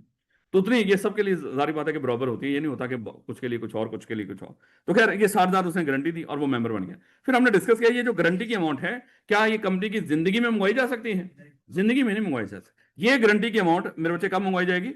वाइंडिंग अप के मौके पे। फिर भी कब मंगवाई जाएगी? जब उसके एसेट्स लायबिलिटी पे करने के लिए कम पड़ रहे हैं। और फिर मेरे बच्चे हमने डिस्कस किया था कि ये जो इस तरह की जो कंपनी है, इसके अच्छा एक और अगली बात ना देखना, ये जो दो तरह की कंपनी, हमने शेयर कैपिटल तो डिस्कस कर लिया, गारंटी लिमिटेड हम डिस्कस कर रहे थे। गारंटी लिमिटेड भी मेरे बच्चे दो तरह की होती है। एक होती है just guarantee limited company, assume कर लो, एक होती है guarantee limited company, guarantee limited company having share capital, ऐसी भी होती है मेरे बच्चे। यानी कि गारंटी लिमिटेड भी है और शेयर्स भी है, बात का ऐसा भी होता है। अगर कोई कंपनी गारंटी लिमिटेड हो और हैविंग शेयर कैपिटल हो, गारंटी लिमिटेड हो और हैविंग शेयर कैपिटल हो, तो फिर मिस्टर ए अगर इस कंपनी का मेंबर बनना चाह रहा है, तो मेरे बच्चे उसने अज्यूम कर लो 100 शेयर्स की थे, 10 रुपए का एक शेयर, कितना पे किया होगा इसने? 1,000 रुपए। ये तो उसी वक्त पे कर दिया होगा जब मेंबर बना होगा, ये तो पूरा उसी वक्त पे करना है, उसका उसूल वही है जो आम कंपनी उसका होता है। लेकिन साथ उसने क्या दी होगी? साथ उसने गारंटी भी दी होगी। तो guarantee limited company having share capital में मेरे बच्चे दोनों तरह की चीजें होती है, उसमें शेयर्स भी होते हैं और गारंटी भी होती है। याद रखोगे, शेयर्स की अमाउंट तो उसी वक्त पे कर देंगे जब आप खरीद रहे होंगे, क्योंकि उसमें और पार्शली पेड भी नहीं होते, पूरी अमाउंट पे कर देंगे। गारंटी की अमाउंट का पे करेंगे, वही तरीका का जो अभी हमने डिस्कस किया है। याद रखोगे मेरे बच्चों इस बात है। हम पढ़ क्या रहे हैं वाला, कंपनी की टाइप्स। सबसे पहले हमने डिस्कस किया कि लायबिलिटी के लिहाज से दो तरह की कंपनी होती है, लिमिटेड भी हो सकती है, अनलिमिटेड भी हो सकती है। अनलिमिटेड हमने डिस्कस किया कोई रेयर होती है, कभी कभार मजबूरी में बनानी होती है, लेकिन लिमिटेड लायबिलिटी कंपनी ये आम है। लिमिटेड लायबिलिटी भी हमने डिस्कस किया कि दो तरह से लायबिलिटी लिमिटेड हो सकती है, शेयर कैपिटल के लिहाज से और गारंटी के लिहाज से। फिर हमने डिस्कस किया कि शेयर कैपिटल में तो जितने आप शेयर खरीदेंगे आपकी लायबिलिटी वहीं तक लिमिटेड होगी, लेकिन गारंटी लिमिटेड हमने डिस्कस किया ये मजीद दो तरह की हो सकती है, खाली गारंटी लिमिटेड भी हो सकती है और guarantee limited company having share capital भी हो सकती है। और गारंटी लिमिटेड में जस्ट आप गारंटी देके उसका प्रोसेस फॉलो करके मेंबर्स के नाम रजिस्टर में नाम दर्ज करवाने के मेंबर बन गए। और guarantee limited having share capital में आप गारंटी भी देंगे और शेयर्स भी खरीदेंगे। शेयर्स की अमाउंट तो डेफिनेटली आपको फौरन देनी पड़ेगी, लेकिन गारंटी उसी तरह at the time of winding up, अगर एसेट्स कम पड़ रहे। याद रखोगे मेरा अच्छे इस बात नहीं बेटा। अब अगली बात, ये गारंटी लिमिटेड कंपनी हमेशा, ये गारंटी लिमिटेड कंपनी हमेशा पब्लिक कंपनी होगी। याद रखोगे इस बात। अच्छा ये बातें मैं जितनी बता रहा हूँ ना आपको, ये बोल देता हूँ इस तरह की, मैं कह तो देता हूँ, आप याद रखोगे, आप कह भी देते हो यस सर, लेकिन मैं पूरी गारंटी से आपको कहता हूँ, ये भी गारंटी है कि आप भूल जाओगे इसको। ये गारंटी लिमिटेड कंपनी हमेशा कौन सी होती है? ये पब्लिक होती है, ये कभी प्राइवेट नहीं होती। गारंटी लिमिटेड हमेशा कौन सी होगी? ये हमेशा पब्लिक कंपनी होगी, ये कभी प्राइवेट नहीं होती। ये जो शेयर कैपिटल वाली कंपनी में ही गुंजाइश होती है पब्लिक और प्राइवेट कंपनी की। पब्लिक और प्राइवेट कंपनी कौन सी बन सकती है? Having share capital. याद रखोगे, guarantee limited company having share capital हो चाहे, लेकिन वो होगी क्या बोला? एक सेकंड में, अस्सलाम वालेकुम।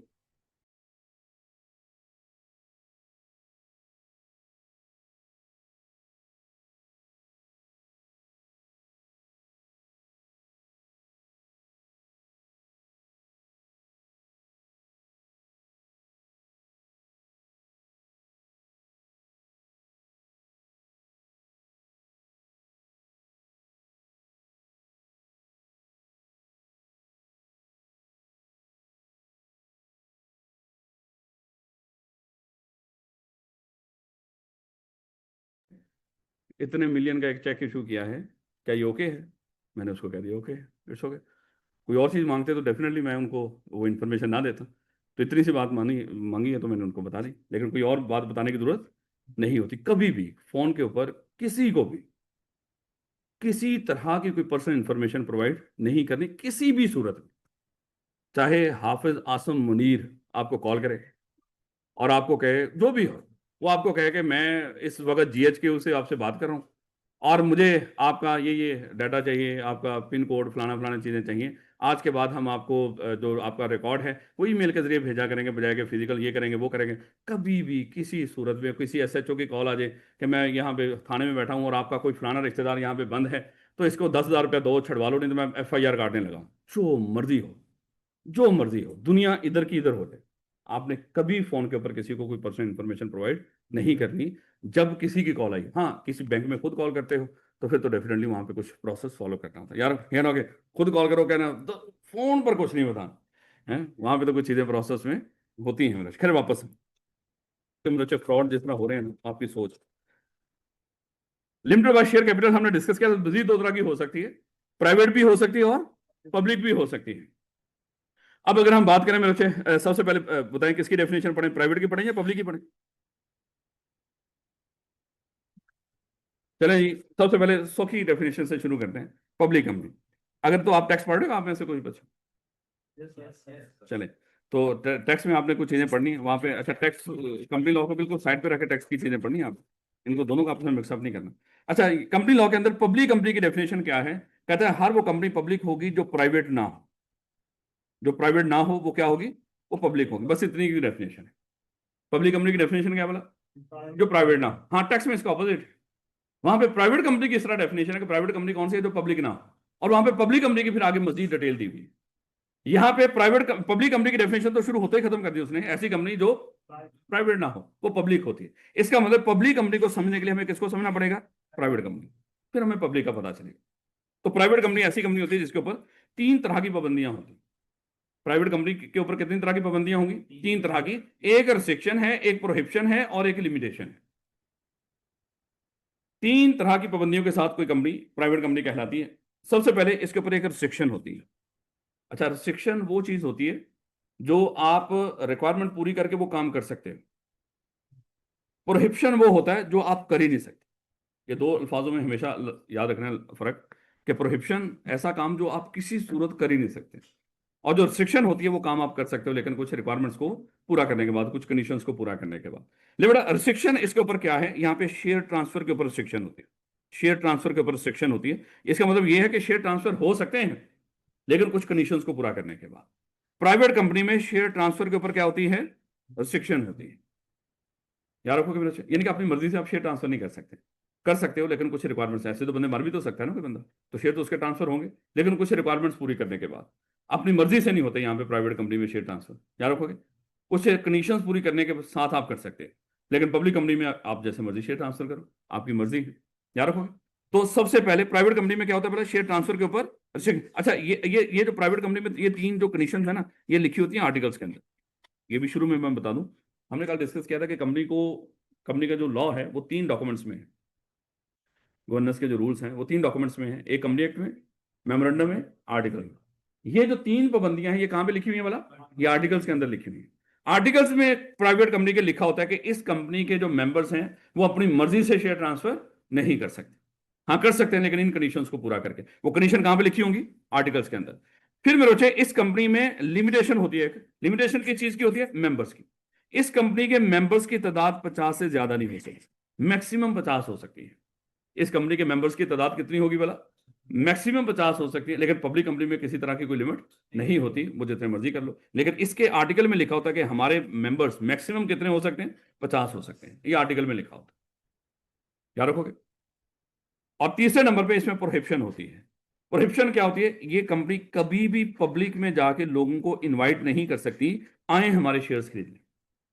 प्रोहिबिशन किस चीज की होती है बोला? पब्लिक को इनवाइट करना कि आए हमारे शेयर्स खरीदने, मतलब प्राइवेटली जाके चाहे प्लेसमेंट कर लो। याद है ना, I2B के अंदर कुछ चीजें पढ़ के आए, इनिशियल ऑफर भी आप पढ़ के आए हो, उसमें प्राइवेट प्लेसमेंट भी पढ़ के आए हो, कि प्राइवेटली कुछ बड़े अमीर लोगों के पास जाओ और उनको जाके अपने सारे कारोबार को जरा प्रेजेंटेशन दो अपने कारोबार की, और उनको कायल करो कि वो आपकी कंपनी में इन्वेस्ट करें। तो इस तरह का मामला में रोचे। खैर, ये प्राइवेट कंपनी कभी भी पब्लिक को जाके इनवाइट नहीं कर सकती कि आए हमारे शेयर। पब्लिक, फिलहाल इतना याद रखना कि पब्लिक को इनवाइट करने का मतलब क्या है, अखबारों में इश्तिहार दे देना कि हम अपनी कंपनी के शेयर्स बेच रहे हैं, आके खरीद लो। फिलहाल तो क्योंकि हमारे सिलेबस से प्रॉस्पेक्टस निकाल दिया उसने। अब ये बात आगे भी जाके आपको समझ नहीं आनी, पहले प्रॉस्पेक्टस होता था तो सारा कुछ आपको समझा दिया जाता, लेकिन प्रॉस्पेक्टस थोड़ा सा ट्रिकी एरिया समझा जाता था। शुक्र करें उसको निकाल दिया उन्होंने, थोड़ा सा tricky area. Sir, private company IPO के थ्रू शेयर्स मार्केट में लिस्ट नहीं हो सकती बेटा। उसको पहले पब्लिक ऑफर तो करेंगे ही नहीं ना किसी सूरत में।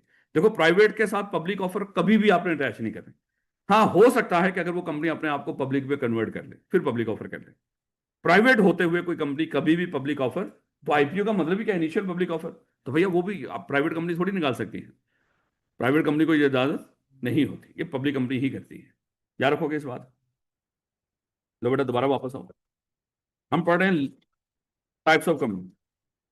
अनलिमिटेड लाइबिलिटी वाली कंपनी के कोई टाइप्स हैं? कोई नहीं। लिमिटेड लाइबिलिटी वाली कंपनी के कोई टाइप्स हैं? हाँ, दो तरह की हो सकती हैं, गारंटी लिमिटेड भी हो सकती है और लिमिटेड बाय शेयर कैपिटल भी हो सकती है। फिर हमने पहले गारंटी लिमिटेड को भी सारा डिस्कस कर लिया कि कैसे वो गारंटी लिमिटेड में लोग मेंबर बनते वक्त एक गारंटी देते हैं। और फिर गारंटी लिमिटेड कंपनी भी मजीद दो तरह की हो सकती है, हैविंग शेयर कैपिटल और नॉट हैविंग शेयर कैपिटल। ये सारा हमने वैसे पढ़ लिया। उसके बाद हमने लिमिटेड बाय शेयर कैपिटल को पढ़ना शुरू किया। लिमिटेड बाय शेयर कैपिटल मजीद दो तरह की हो सकती है, प्राइवेट और पब्लिक। और लिमिटेड बाय गारंटी हमेशा ही कौन सी होती है? ये पब्लिक होती है। फिर हमने पढ़ना शुरू किया कि पब्लिक कंपनी किसको कहते हैं? ऐसी कंपनी जो प्राइवेट ना हो, उसको हम पब्लिक कंपनी कहते हैं। फिर हमें प्राइवेट को समझना पड़ा पब्लिक को भी समझने के लिए। हमें देखना पड़ा कि प्राइवेट कंपनी ऐसी जिसके आर्टिकल्स के अंदर, अब अल्फाज ऐसे ही बोला करने आपने, प्राइवेट कंपनी ऐसी कंपनी है जिसने अपने आर्टिकल्स के जरिए ये तीन तरह की पाबंदियां लगाई होती हैं। सबसे पहले इसने शेयर ट्रांसफर करने के ऊपर रिस्ट्रिक्शन लगाई होती है कि अपनी मर्जी से कोई बंदा शेयर ट्रांसफर नहीं कर सकता। फिर इसने अपने मेंबर्स की तादाद के ऊपर लिमिट लगाई होती है कि मेंबर्स मैक्सिमम इतने हो सकते हैं। और फिर तीसरे नंबर पे प्रोहिबिशन होती है, ये कंपनी कभी भी पब्लिक में जाकर लोगों को इन्वाइट नहीं कर सकती आए हमारे शेयर्स खरीदने। याद रखोगे। इसका मतलब क्या हुआ? आप पब्लिक कंपनी की डेफिनेशन पढ़ो। पब्लिक कंपनी ऐसी कंपनी है जिसके मेंबर्स को शेयर ट्रांसफर करने के ऊपर किसी तरह की कोई रिस्ट्रिक्शन फेस नहीं करनी पड़ती, यानी कि शेयर ट्रांसफर के ऊपर कोई रिस्ट्रिक्शन नहीं है। दूसरे नंबर पे इसमें मेंबर्स की तादाद के ऊपर कोई लिमिट नहीं है। तीसरे नंबर पे ये पब्लिक को इनवाइट कर सकती हैं हमारे शेयर्स खरीदने। तो इसको क्या बोलेंगे? अब पेपर में अगर वो पूछ ले प्राइवेट कंपनी बताओ, तो फिर आप सिर्फ ये बातें बताएंगे, ऐसी कंपनी जिसके आर्टिकल्स में ये तीन पाबंदियां लगी और ये दी होगी आगे डेफिनेशन, वैसे बताओ। और अगर वो 3 नंबर की पूछे पब्लिक कंपनी की डेफिनेशन, तो वहां पे इतनी की बात नहीं लिखनी कि ऐसी कंपनी जो प्राइवेट ना हो। क्योंकि ये सवाल ना अक्सर जब आप वो देते हैं, इंटरव्यू देते हैं फॉर्म का, तो उसमें भी अक्सर सवाल पूछा जाता है क्योंकि अच्छा लग रहा होता है उसको, देखता हूँ ये क्या कहते हैं, तो बताओ पब्लिक कंपनी कौन सी होती है। तो वहां पे डेफिनेटली आपने इतनी सी बात करके नहीं रुक जाना कि ऐसी कंपनी जो प्राइवेट नहीं है। और फिर आप उसको बताएंगे प्राइवेट कंपनी वो होती है जिसमें मेंबर्स के शेयर ट्रांसफर के ऊपर सेक्शन होती है, मेंबर्स की तादाद के ऊपर लिमिट होती है, और पब्लिक में शेयर ऑफर करने में प्रोहिबिशन होती है। यहां तक की बात थोड़ी बहुत समझ आ रही है मेरे को? सर, पब्लिक कंपनी के मेंबर्स लेस देन 50 हो सकते हैं, बिल्कुल। अभी पढ़ेंगे ना आगे जाके, कुछ सवाल कबल उस वक्त आ जाते हैं, तो अभी मिनिमम मेंबर्स भी पढ़ेंगे कि किसी भी कंपनी में कम से कम कितने मेंबर्स होते हैं। प्राइवेट सिंगल मेंबर में कम से कम एक मेंबर हुआ करेगा, प्राइवेट में कम से कम दो, और किसी भी पब्लिक कंपनी में कम से कम 3 मेंबर हुआ करेंगे। तो पढ़ेंगे इसको मेरे बच्चे, इसमें कम से कम 2 हुआ करेंगे। हाँ, कोई खैर अभी रुक जाओ इसको। ले बेटा, वापस आए। प्राइवेट कंपनियां भी दो तरह की होती हैं मेरे बच्चे। प्राइवेट कंपनी एक होती है सिंगल मेंबर कंपनी, एक होती है other than single member company. Private company कितनी तरह की हो सकती है? दो तरह की। कौन कौन सी बोला? सिंगल मेंबर कंपनी और other than single member company. जो सिंगल मेंबर कंपनी है, एक ऐसी कंपनी जिसमें मैक्सिमम मेंबर्स की तादाद कितनी होगी? सिर्फ एक। मिनिमम भी यही है और मैक्सिमम भी यही है। और other than single member company कौन सी होगी? ऐसी कंपनी जिसमें मेंबर्स की तादाद कम से कम 2 होगी, कम से कम 2 होगी। इसको क्या बोला करेंगे? Other than single member. ये है दोनों प्राइवेट कंपनी। क्योंकि पब्लिक कंपनी कभी भी एक मेंबर की नहीं हो सकती, पब्लिक कंपनी कभी भी 2 मेंबर्स की नहीं हो सकती। पब्लिक कंपनी में कम से कम कितने मेंबर्स होते हैं? मतलब कम से कम 3 मेंबर्स होते हैं। हाँ, प्राइवेट कंपनी को हम 2 हिस्सों में डिवाइड कर सकते हैं इस तरह कि सिंगल मेंबर भी हो सके। कोई कंपनी सिंगल मेंबर हो, कभी ये नहीं सोचना ये पब्लिक है या प्राइवेट है, क्योंकि सिंगल मेंबर कंपनी किसकी टाइप है? ये प्राइवेट की एक टाइप है। और other than single member company में कितनी तादाद होती है मेंबर्स की?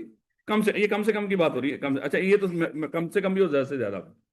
याद रखोगे इसको। लेकिन ये जो other than single member company, इसमें कम से कम 2 मेंबर और मैक्सिमम कितने हुआ करेंगे? मैक्सिमम 50 हुआ करेंगे, याद रखोगे इस बात। अब एक बात मैं यहीं पे बताऊं, ताकि मैं कह रहा हूं कि पहले एक दफा ये चीजें समझ लें, उसके बाद रीड करते जाएंगे उसको, ये सारी बातें आपको लिखी हुई मिल जाएंगी, ये ना समझना कि मैं अपनी तरफ से कर रहा हूँ। ये जब किसी कंपनी में ये 50 की तादाद काउंट किया करेंगे, other than single member company में 50 मेंबर काउंट किया करेंगे, ये मेंबर काउंट करने का तरीका क्या है। वो कहता है कि जब मेंबर काउंट करने हैं तो सिर्फ वो काउंट करने हैं जिनके पास शेयर्स हो। ऐसा हो सकता है उस कंपनी में एम्प्लॉय भी हो, तो एम्प्लॉय काउंट नहीं करने हैं आपने, सिर्फ शेयर होल्डर काउंट करने हैं, याद रखोगे। और अगर किसी एम्प्लॉय ने शेयर खरीदे हो, काउंट करेंगे कि नहीं, फिर तो करेंगे, शेयर होल्डर भी है ना वो।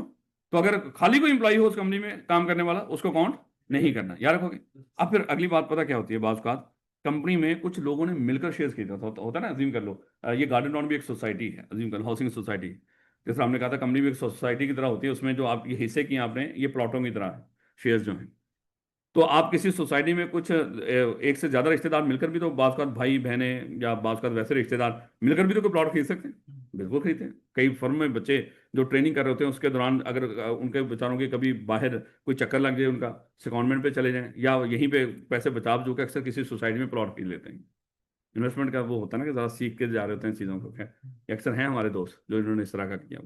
अब हुआ क्या कि अगर आप चाहें तो किसी कंपनी में, अच्छा बात क्या हो रही थी, वो इन्वेस्टमेंट का सोच के ना पता नहीं बात दिमाग किधर को चला गया, क्या मैं बात कर रहा था बड़ा। हाँ, तो जब मेंबर्स की तादाद आपने काउंट करनी है, 50 मेंबर काउंट करने हैं, एक तो उसमें आपने इंप्लॉय काउंट नहीं करने, सिर्फ शेयर होल्डर काउंट करने, और दूसरा अगर कुछ लोगों ने मिलकर शेयर खरीदे हैं उस कंपनी के, इनके लफ्ज बोला करेंगे जॉइंट शेयर होल्डर। क्या लफ्ज बोला करेंगे, जॉइंट शेयर होल्डर। जैसे इस बिल्डिंग के, शायद मैं पहले भी बीलो वाले बच्चों को याद होगा, 37 से ज्यादा मालिक थे, यानी कि कम से कम 37 मालिक थे इस बिल्डिंग के जिसमें आप बैठे हो। तो कहने का मतलब कि ये मालिक, जाहिर बात है ये क्या थे इस प्लॉट के, जॉइंट शेयर होल्डर। बात समझा रही मेरे से, वो विरासत में मिला होगा ना इतना, तो आप भी परेशान होंगे तो लगना है राणा झूठा है, मैनू लग रहा है नशे मैं सच्ची कह रहे हैं। नहीं बेटा वापस आए। तो जो ज्वाइंट शेयर होल्डर होते हैं उनको हम सिंगल काउंट किया करेंगे, सिंगल काउंट किया करेंगे। यानी कि 5 लोगों ने मिलकर अगर 100 शेयर खरीदे होंगे तो क्या कहलाएंगे, ज्वाइंट शेयर होल्डर। तो पांचों लोगों को मिलकर कितना काउंट किया करेंगे, मेंबर काउंट करने के लिए एक काउंट किया करेंगे। ज्वाइंट शेयर होल्डर कितने काउंट होते हैं कंपनी की निगाह में, एक मेंबर के तौर पे एक काउंट हुआ करेगा, याद रखोगे इसको। दोबारा, प्राइवेट कंपनी कितनी तरह की होती है बोला, 2 तरह की, कौन कौन सी बोला, single member company, other than single member. अच्छा, दूसरे का नाम अदर देन सिंगल मेंबर ही है, याद रखना, या तो सिंगल मेंबर होगी प्राइवेट या अदर देन सिंगल मेंबर होगी। तो मुझे बताएं सिंगल मेंबर में मैक्सिमम कितने मेंबर हो सकते हैं, और कम से कम एक ही होगा। और मुझे ये बताएं कि ये जो सिंगल मेंबर है इसमें जब मेंबर काउंट किया करेंगे तो कैसे काउंट किया करेंगे। इसका कोई रौला नहीं, रौला यहाँ पे जहां पे ये जो अदर देन सिंगल मेंबर है, इसमें मैक्सिमम कितने मेंबर हो सकते हैं, 50, कम से कम 2, लेकिन मैक्सिमम कितने होंगे, 50। 50 काउंट करने का तरीका क्या है, एक तो आपने इंप्लॉय काउंट नहीं करने उस कंपनी के, सिर्फ शेयर होल्डर काउंट करने, और जिन लोगों ने मिलकर शेयर खरीदे होंगे उनको आपने ज्वाइंट शेयर होल्डर कहते हैं, सिंगल काउंट किया करना। याद रखोगे इस बात, बस इतनी सी बात आपने याद रखनी है। तो बेटा पब्लिक कंपनी भी 2 तरह की होती है।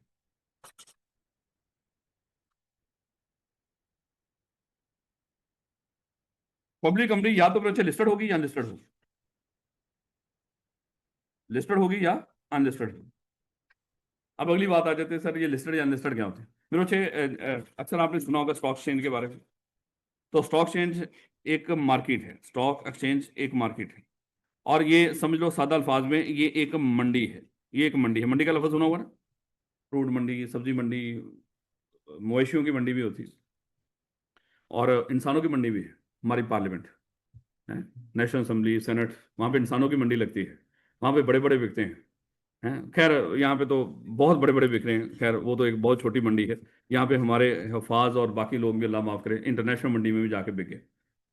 लोड़ा तो मंडी एक ऐसी जगह जहाँ पे कोई खास, अगर सब्जी मंडी है तो वहाँ पे सब्जियां रख के बेची जाती हैं, अगर गल्ला मंडी है तो गल्ला वहाँ पे रख के, और अगर वो शेयर्स या सिक्योरिटीज की मंडी है तो वहाँ पे शेयर्स रख के बेचे जाते हैं। लेकिन स्टॉक चेन पे हर कंपनी को इजाजत नहीं होती कि वहां पे जाए और अपने शेयर्स वहां पे रख के बेचना शुरू कर दें। किसी भी कंपनी को, अगर कोई कंपनी सोचे कि मैं अपने शेयर्स बजाय कि यहाँ पे इंडिविजुअली खुद बेच रही हूँ दुनिया में जा जाके, मैं अपने शेयर्स क्यों ना इस मंडी में रख लूँ, और मंडी में वहां पे होती शेयर्स की खरीदो फरोख्त है, तो मेरे शेयर्स भी वहां पे बिकेंगे। तो इस कंपनी को अपने आप को क्या करना पड़ेगा, स्टॉक एक्सचेंज के ऊपर लिस्ट करवाना पड़ेगा। ऐसी कंपनी जो स्टॉक एक्सचेंज पे लिस्ट हो वही वहां पे अपने रखे शेयर्स की खरीदो फरोख्त कर सकती है, जो लिस्ट ही ना हो उसके शेयर्स की वहां पे खरीदो फरोख्त नहीं हो सकती। अब अगली बात, सिर्फ पब्लिक कंपनी ही स्टॉक एक्सचेंज के ऊपर जाके अपने शेयर्स को लिस्ट करवा सकती है। अगर एक कंपनी प्राइवेट है, वो कभी भी अपने शेयर्स को स्टॉक चेन पे लिस्ट करवा ही नहीं सकती, इजाजत ही नहीं इसको स्टॉक चेन की तरफ देखने की। यानी कि अगर एक प्राइवेट कंपनी हो और उसका दिल कर रहा हो कि मैं भी जाके स्टॉक चेन पे रजिस्टर्ड हो जाऊं, तो पहले उसको क्या आप मशवरा दोगे? पहले अपने आप को कन्वर्ट कर पब्लिक कंपनी में। जब आप पब्लिक कंपनी बन जाओगी तो फिर स्टॉक चेन पर अप्लाई करो कि मैं यहां पे लिस्ट होना चाहती। याद रखोगे मेरे से लोड़ा। तो पब्लिक कंपनी दो तरह की हो सकती है, लिस्टेड भी, सादा अल्फाज में भी, आगे जब आएगा तो फिर देख लेंगे। लिस्टेड कंपनी ऐसी कंपनी जिसकी सिक्योरिटी, अच्छा लफ्ज जब सिक्योरिटी बोलता हूं तो याद रखना मैं शेयर्स भी बोल सकता हूं, लेकिन कंपनी में खाली शेयर्स नहीं होते, कुछ और चीजें भी होती हैं बेचने के लिए। इसमें शेयर्स भी होते हैं, एक लफ्ज हम डिबेंचर्स बोलेंगे, पढ़ेंगे भी, डिबेंचर्स भी होते हैं मेरे अच्छे कंपनी के। ये उधार लेने का तरीका, ये सिक्योरिटीज होती हैं जैसे बॉन्ड्स वगैरह, इस तरह की चीजें आप पढ़ के आए हो ना। यही तो वो चैप्टर नंबर 4 बड़ा इंपॉर्टेंट था, वो पेपर पास करने के लिए भी बड़ा इंपॉर्टेंट था I2B का। और ये अगले जो आपके जो जो भी आगे चीजें पढ़ रहे हो इसके लिए भी बड़ा इंपॉर्टेंट था, लेकिन क्या क्या मजाल है, हमने देखा हो चैप्टर नंबर 4। आज ब्रेक मेरे बच्चे, क्योंकि हम माशाल्लाह पहले ऐसी ब्रेक हो गए हैं, तो इसलिए ब्रेक की जरूरत नहीं पड़ी, तो हम वैसे ही चलते जा रहे हैं। और बेटा अनलिस्टेड पब्लिक कंपनी कौन सी होगी बोला? जिसकी सिक्योरिटी स्टॉक चेन पे ट्रेड नहीं हो रही हो। बेटा हल्का सा करके मैंने आपको थोड़ा सा एक ओवरव्यू दे दिया, अब हम पढ़ते हैं। फॉरेन कंपनी वहां पे हमने डिस्कस नहीं की, लेकिन बहरहाल थोड़ा सा हमें पता है। फॉरेन कंपनी ऐसी कंपनी जो पाकिस्तान में इनकॉर्पोरेट ना हुई हो, वो क्या बोलेंगे उसको? Foreign company. लेकिन सर अज्यूम कर लो ये है पाकिस्तान, ये है पाकिस्तान, आलू की तरह ना मेरे से सारी दुनिया हर जगह पे खा रही है इसको, तो ये है पाकिस्तान। अब मेरे से अज्यूम कर लो कि एक कंपनी पाकिस्तान से बाहर यहाँ पे कहीं पे एक कंपनी रजिस्टर्ड हो रही, तो हम पाकिस्तान में बैठ के उसको क्यों डिस्कस करें? हमारे किसी काम की नहीं है। दुनिया में पता नहीं करोड़ों कंपनियां होगी, हमें उससे क्या लेना देना। लेकिन अगर कोई कंपनी किसी और मुल्क में रजिस्टर्ड होकर पाकिस्तान में आएगी, फिर तो डिस्कस करेंगे ना उसको। फिर तो अब इसको हमें कोई ना कोई नाम देना पड़ेगा, ये कौन सी कंपनी है जो पाकिस्तान में आ गई है। अगर कोई कंपनी बाहर हो और बाहर ही वो अपना काम कर रही हो, पाकिस्तान से कोई लेना देना ही ना हो, हमें उसको कोई डिस्कस नहीं करना। लेकिन अगर एक कंपनी किसी मुल्क में रजिस्टर्ड हो गए, पाकिस्तान में आके काम करना शुरू कर दे, पाकिस्तान में अपना कोई ऑफिस खोल ले, या पाकिस्तान में अपनी कोई ब्रांच ओपन कर ले, या कोई ऑनलाइन अपना कारोबार यहां पे शिफ्ट कर दे, तो फिर तो उसका कोई नाम रखना पड़ेगा हमें। ऐसी कंपनी को हम फॉरेन कंपनी कहते हैं। ऐसी कंपनी जो किसी और मुल्क में इनकॉर्पोरेट होकर पाकिस्तान में काम कर रही है, वो पाकिस्तान में इनकॉर्पोरेट ना हुई, वो इनकॉर्पोरेट किसी और मुल्क में हुई हो लेकिन पाकिस्तान में काम कर रही हो, उसको क्या बोलेंगे? और पाकिस्तान में काम करना जरूरी है, मैं बार बार बता रहा हूं, अगर पाकिस्तान में आई ही नहीं, उसको डिस्कस करने की जरूरत नहीं है। याद रखोगे इसको। तो कहता है कि foreign company means any company, यानी कि इंक्लूड नहीं लिखा लफ्ज, उसने क्या लिखा है? मीन्स। यानी कि जो मैं बताने जा रहा हूं सिर्फ वही कंपनी फॉरेन होगी। तो foreign company means any company our body corporate. अब इसको अभी तक यकीन नहीं है कि आप लोगों को कंपनी और बॉडी कॉर्पोरेट की डेफिनेशन समझ आ गई है। हालांकि वो कह सकता था foreign company means any body corporate, तो कवर हो जाना था सारा कुछ है। लेकिन यकीन कर लो, ना उसको यकीन ना मुझे यकीन है। अब तो किसी पे भी यकीन नहीं रहा। ये बच्चे बड़े इंपॉर्टेंट थे बेचारे, बड़ी हिम्मत करते थे, इन पे बड़ा यकीन था, अब तो उन पे भी यकीन नहीं रहा। कह रहे कि foreign company means any company our body corporate incorporated outside Pakistan.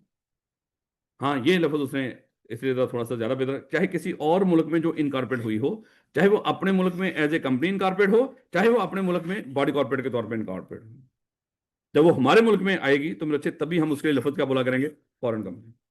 दोबारा जरा, कह रहा है कि फॉरेन कंपनी किसको बोलेंगे? ऐसी कंपनी या बॉडी कॉर्पोरेट जो अपने मुल्कों में कहीं इनकॉर्पोरेट हुए, लेकिन has a place of business और लाइजन ऑफिस इन पाकिस्तान। लेकिन उनका पाकिस्तान में प्लेस ऑफ बिजनेस हो, यानी कि यहां पे भी कोई कारोबारी इस तरह का दफ्तर खोला हो, या उन्होंने कोई लाइजन ऑफिस, कोई राब्ता ऑफिस खोला हो पाकिस्तान में। होता ना कि बात का ऑनलाइन कारोबार हो रहे हैं आजकल, तो पूरी पूरी प्लेस ऑफ बिजनेस यहाँ पे बनाने की जरूरत नहीं, बस लाइजन ऑफिस होते हैं। जैसे वो एमक्यूएम है, एक एमक्यूएम पाकिस्तान भी, एमक्यूएम लंदन भी है, सुना है ना कभी? तो उनकी एक राब्ता कमेटी होती थी, सुना होगा आपने। राब्ता कमेटी बैठी, आप लोगों के दौर में तो था नहीं ना इतना ज्यादा, हम तो सारा ही अल्ताफ भाई का दौर है हमारा। तो राब्ता कमेटी की मीटिंग हुआ करती थी, फिर वो डिसाइड करते थे कराची को खोलना है या बंद करना है। तो अल्ताफ भाई से लाइजन रखती थी, पाकिस्तान में बैठ के अल्ताफ भाई से इंस्ट्रक्शन लेते थे। तो उसका नाम ही क्या रखा हुआ था? राब्ता कमेटी, लाइजन ऑफिस। तो खैर इन्होंने पीटीआई को भी इस तरह का बनाने की पूरी कोशिश की, लेकिन बहरहाल वो बेचारी बच गई। खैर कह रहा कि ऐसी कंपनी या बॉडी कॉर्पोरेट जो मुल्क से बाहर इनकॉर्पोरेट हुई हो, लेकिन पाकिस्तान में उसका प्लेस ऑफ बिजनेस, एक एक लफ्ज याद रखना है। ये सारे अल्फाज आपने पूरे करने हैं पेपर के अंदर, जब वो पूछेगा आपने कमी पेशी नहीं करनी यहाँ पे। उसका प्लेस ऑफ बिजनेस हो पाकिस्तान में, या कोई लाइसेंस ऑफिस हो, वेदर बाय इटसेल्फ और थ्रू एन एजेंट, चाहे वो कंपनी खुदा के कारोबार करे या अपने किसी एजेंट के जरिए यहाँ पे कारोबार करे। अच्छा एजेंट का आपको पता ही है, हर वो काम जो हम खुद करना चाहते हो कहीं पे, खुद करने के बजाय किसी और से करवा लें, वो कोई और हमारा क्या होता है बोला? एजेंट। एक्चुअली हकीकत में वो आप ही होते हैं। चाहे वो कंपनी खुद पाकिस्तान में आके अपना कारोबार खोल ले, चाहे वो पाकिस्तान में किसी को अपना एजेंट अपॉइंट कर ले, जैसे अमेरिका को यहाँ पे आगे हुकूमत करने की जरूरत ही नहीं, उन्होंने बड़े सारे एजेंट रखे हुए, उनके जरिए पाकिस्तान को कंट्रोल करते हैं। तो एक ही बात है, दोनों सूरतों में हमने अमेरिका के गुलाम थे, चाहे वो खुद आ जाते चाहे उनके एजेंट्स के जरिए, तो एक ही बात होती है मेरे बच्चे। कह रहे कि has a place of business और license office in Pakistan whether by itself और थ्रू एन एजेंट फिजिकली और थ्रू इलेक्ट्रॉनिक मोड। आपको पता है कि कारोबार फिजिकली भी हो सकता है इस तरह का, और ऑनलाइन कारोबार भी हो सकते हैं। अमेजोन है या दराज है, ये इस तरह के ये इन ड्राइव श्राइव जो भी है ये सारे ऑनलाइन ही है। कह रहा है कि कंडक्ट, अगली बात या है एन नहीं लिखा हुआ, या इस तरह की हरकत कर रही है, conduct any business activity in Pakistan, या वो किसी भी तरीके से पाकिस्तान में कोई कारोबारी एक्टिविटी कर रही हो in any other manner as में भी स्पेसिफाई। दो मैनर तो ऊपर बता दिया, फिजिकल और इलेक्ट्रॉनिक। देखो दुनिया बदल रही है, पता नहीं आगे जाके कौन सा मोड आ जाएगा। कभी लोगों ने सोचा ही नहीं था ऑनलाइन में भी कारोबार होंगे, उस वक्त सिर्फ फिजिकल की बात हुआ करती है। अब इलेक्ट्रॉनिक आ गया, उन्होंने सोचा कि ये ना हो कि कोई तीसरा तरीका भी आ जाए। जब कानून बनाते हैं तो उसमें गुंजाइश रखते हैं, ताकि कल जाके कोई इस तरह की चीज हो तो हम बोल देंगे हमने यहाँ पे लिखा था इन एनी मैनर एज में भी स्पेसिफाई। किसी भी तरीके से कोई कंपनी पाकिस्तान में आके कारोबार करे तो वो हमारे हो वो मुल्क से बाहर इनकॉर्पोरेट, लेकिन पाकिस्तान में किसी भी तरीके से, चाहे वो खुद आगे बिजनेस प्लेस बनाए, चाहे यहाँ पे लाइसेंस ऑफिस खोले, चाहे वो अपने एजेंट के जरिए पाकिस्तान में कारोबार कर रहे हो, चाहे फिजिकल कर रहे हो, चाहे इलेक्ट्रॉनिकली कर रहे हो, या किसी और मोड से किसी और तरीके से पाकिस्तान में आगे बिजनेस एक्टिविटी कर रहे हो, तो उसके लफ्ज क्या बोला करेंगे, ये फॉरेन कंपनी है। याद रखोगे फॉरेन कंपनी क्या होती है? ऐसी कंपनी सबसे पहली निशानी क्या है, वो पाकिस्तान में इनकॉर्पोरेट नहीं हुई, पाकिस्तान में इनकॉर्पोरेट नहीं हुई, और फिर अगली ये छोटी छोटी बातें आपने सारी बीच में ऐड करनी है। आज आपका होमवर्क क्या है, ये company limited by share capital आपने पढ़ के आनी, पढ़ के आनी, कल यहाँ पे पढ़ेंगे, रीड करेंगे। ये हमने ऊपर डिस्कस कर लिया, ये आपने पढ़ के आनी। उसके बाद गारंटी वाली हमने पढ़ ली है, रीड करेंगे कल यहाँ पे, आपने पढ़ के आनी है। अनलिमिटेड रीड करके आइएगा। प्राइवेट और पब्लिक कंपनी मेरे बच्चे आपने सिंगल मेंबर पढ़ के आइएगा। उसके बाद ये other than single member private company की डेफिनेशन है, वो याद है ना, 3 बातें, रिस्ट्रिक्शन, लिमिट और प्रोहिबिशन, ये आपने पढ़ के आना है। पब्लिक कंपनी की डेफिनेशन पढ़ के आनी है। लिस्टेड कंपनी पढ़ के आइएगा, अनलिस्टेड पढ़ के आइएगा, पब्लिक सेक्टर से पहले पे। वहां पे हमने एक पेज के ऊपर सारा डिस्कस कर लिया, आप इसको अच्छे तरीके से पढ़ के आइएगा। कल यहाँ पे पहले रीड करेंगे फिर आगे बढ़े। टेस्ट आपका होगा तकरीबन कोई, मेरा ख्याल है कि कोई 12-1 बजे वो आपको ऑनलाइन कर देंगे और मैसेज कर देंगे उसको कि वो गूगल क्लासरूम में ऑनलाइन है। ठीक है, एमसीक्यूज है, ये भी सादा सा है ना, अभी शुरुआत है ना, तो 20 एमसीक्यूज होंगे जो आपने सॉल्व करने होंगे। नहीं बेटा इंशाल्लाह कल मुलाकात होती है। बहुत शुक्रिया बारिश में आने का। अगर खुदा ना खासा बारिश का इस तरह का कोई ज़्यादा मसला बन रहा हो तो मेरे बच्चे उस दिन की क्लास, वैसे तो हम यूट्यूब पे सिर्फ एक वीक की क्लासें अपलोड करनी थी, लेकिन जिस दिन बारिश हुआ करेगी उस दिन की क्लास या तो यूट्यूब पर आपको मिल जाया करेगी, या उसका जो ये जूम क्लास का जो लिंक है वो आपके साथ शेयर कर दिया करेंगे। सिर्फ बताना ये चाह रहे हैं कि खुदा ना खासा कि अगर कोई बारिश इस तरह का मौसम खराब हो तो क्लास तो इंशाल्लाह हुआ करेगी, लेकिन वो आपके साथ उसका लिंक शेयर कर दिया करेंगे। अगर दिक्कत हो मेरे बच्चे तो आप घर बैठ के उसको अटेंड कर सकते हैं, कोई भी बच्चा। चलिए इंशाल्लाह कल मुलाकात होती है मेरे बच्चों।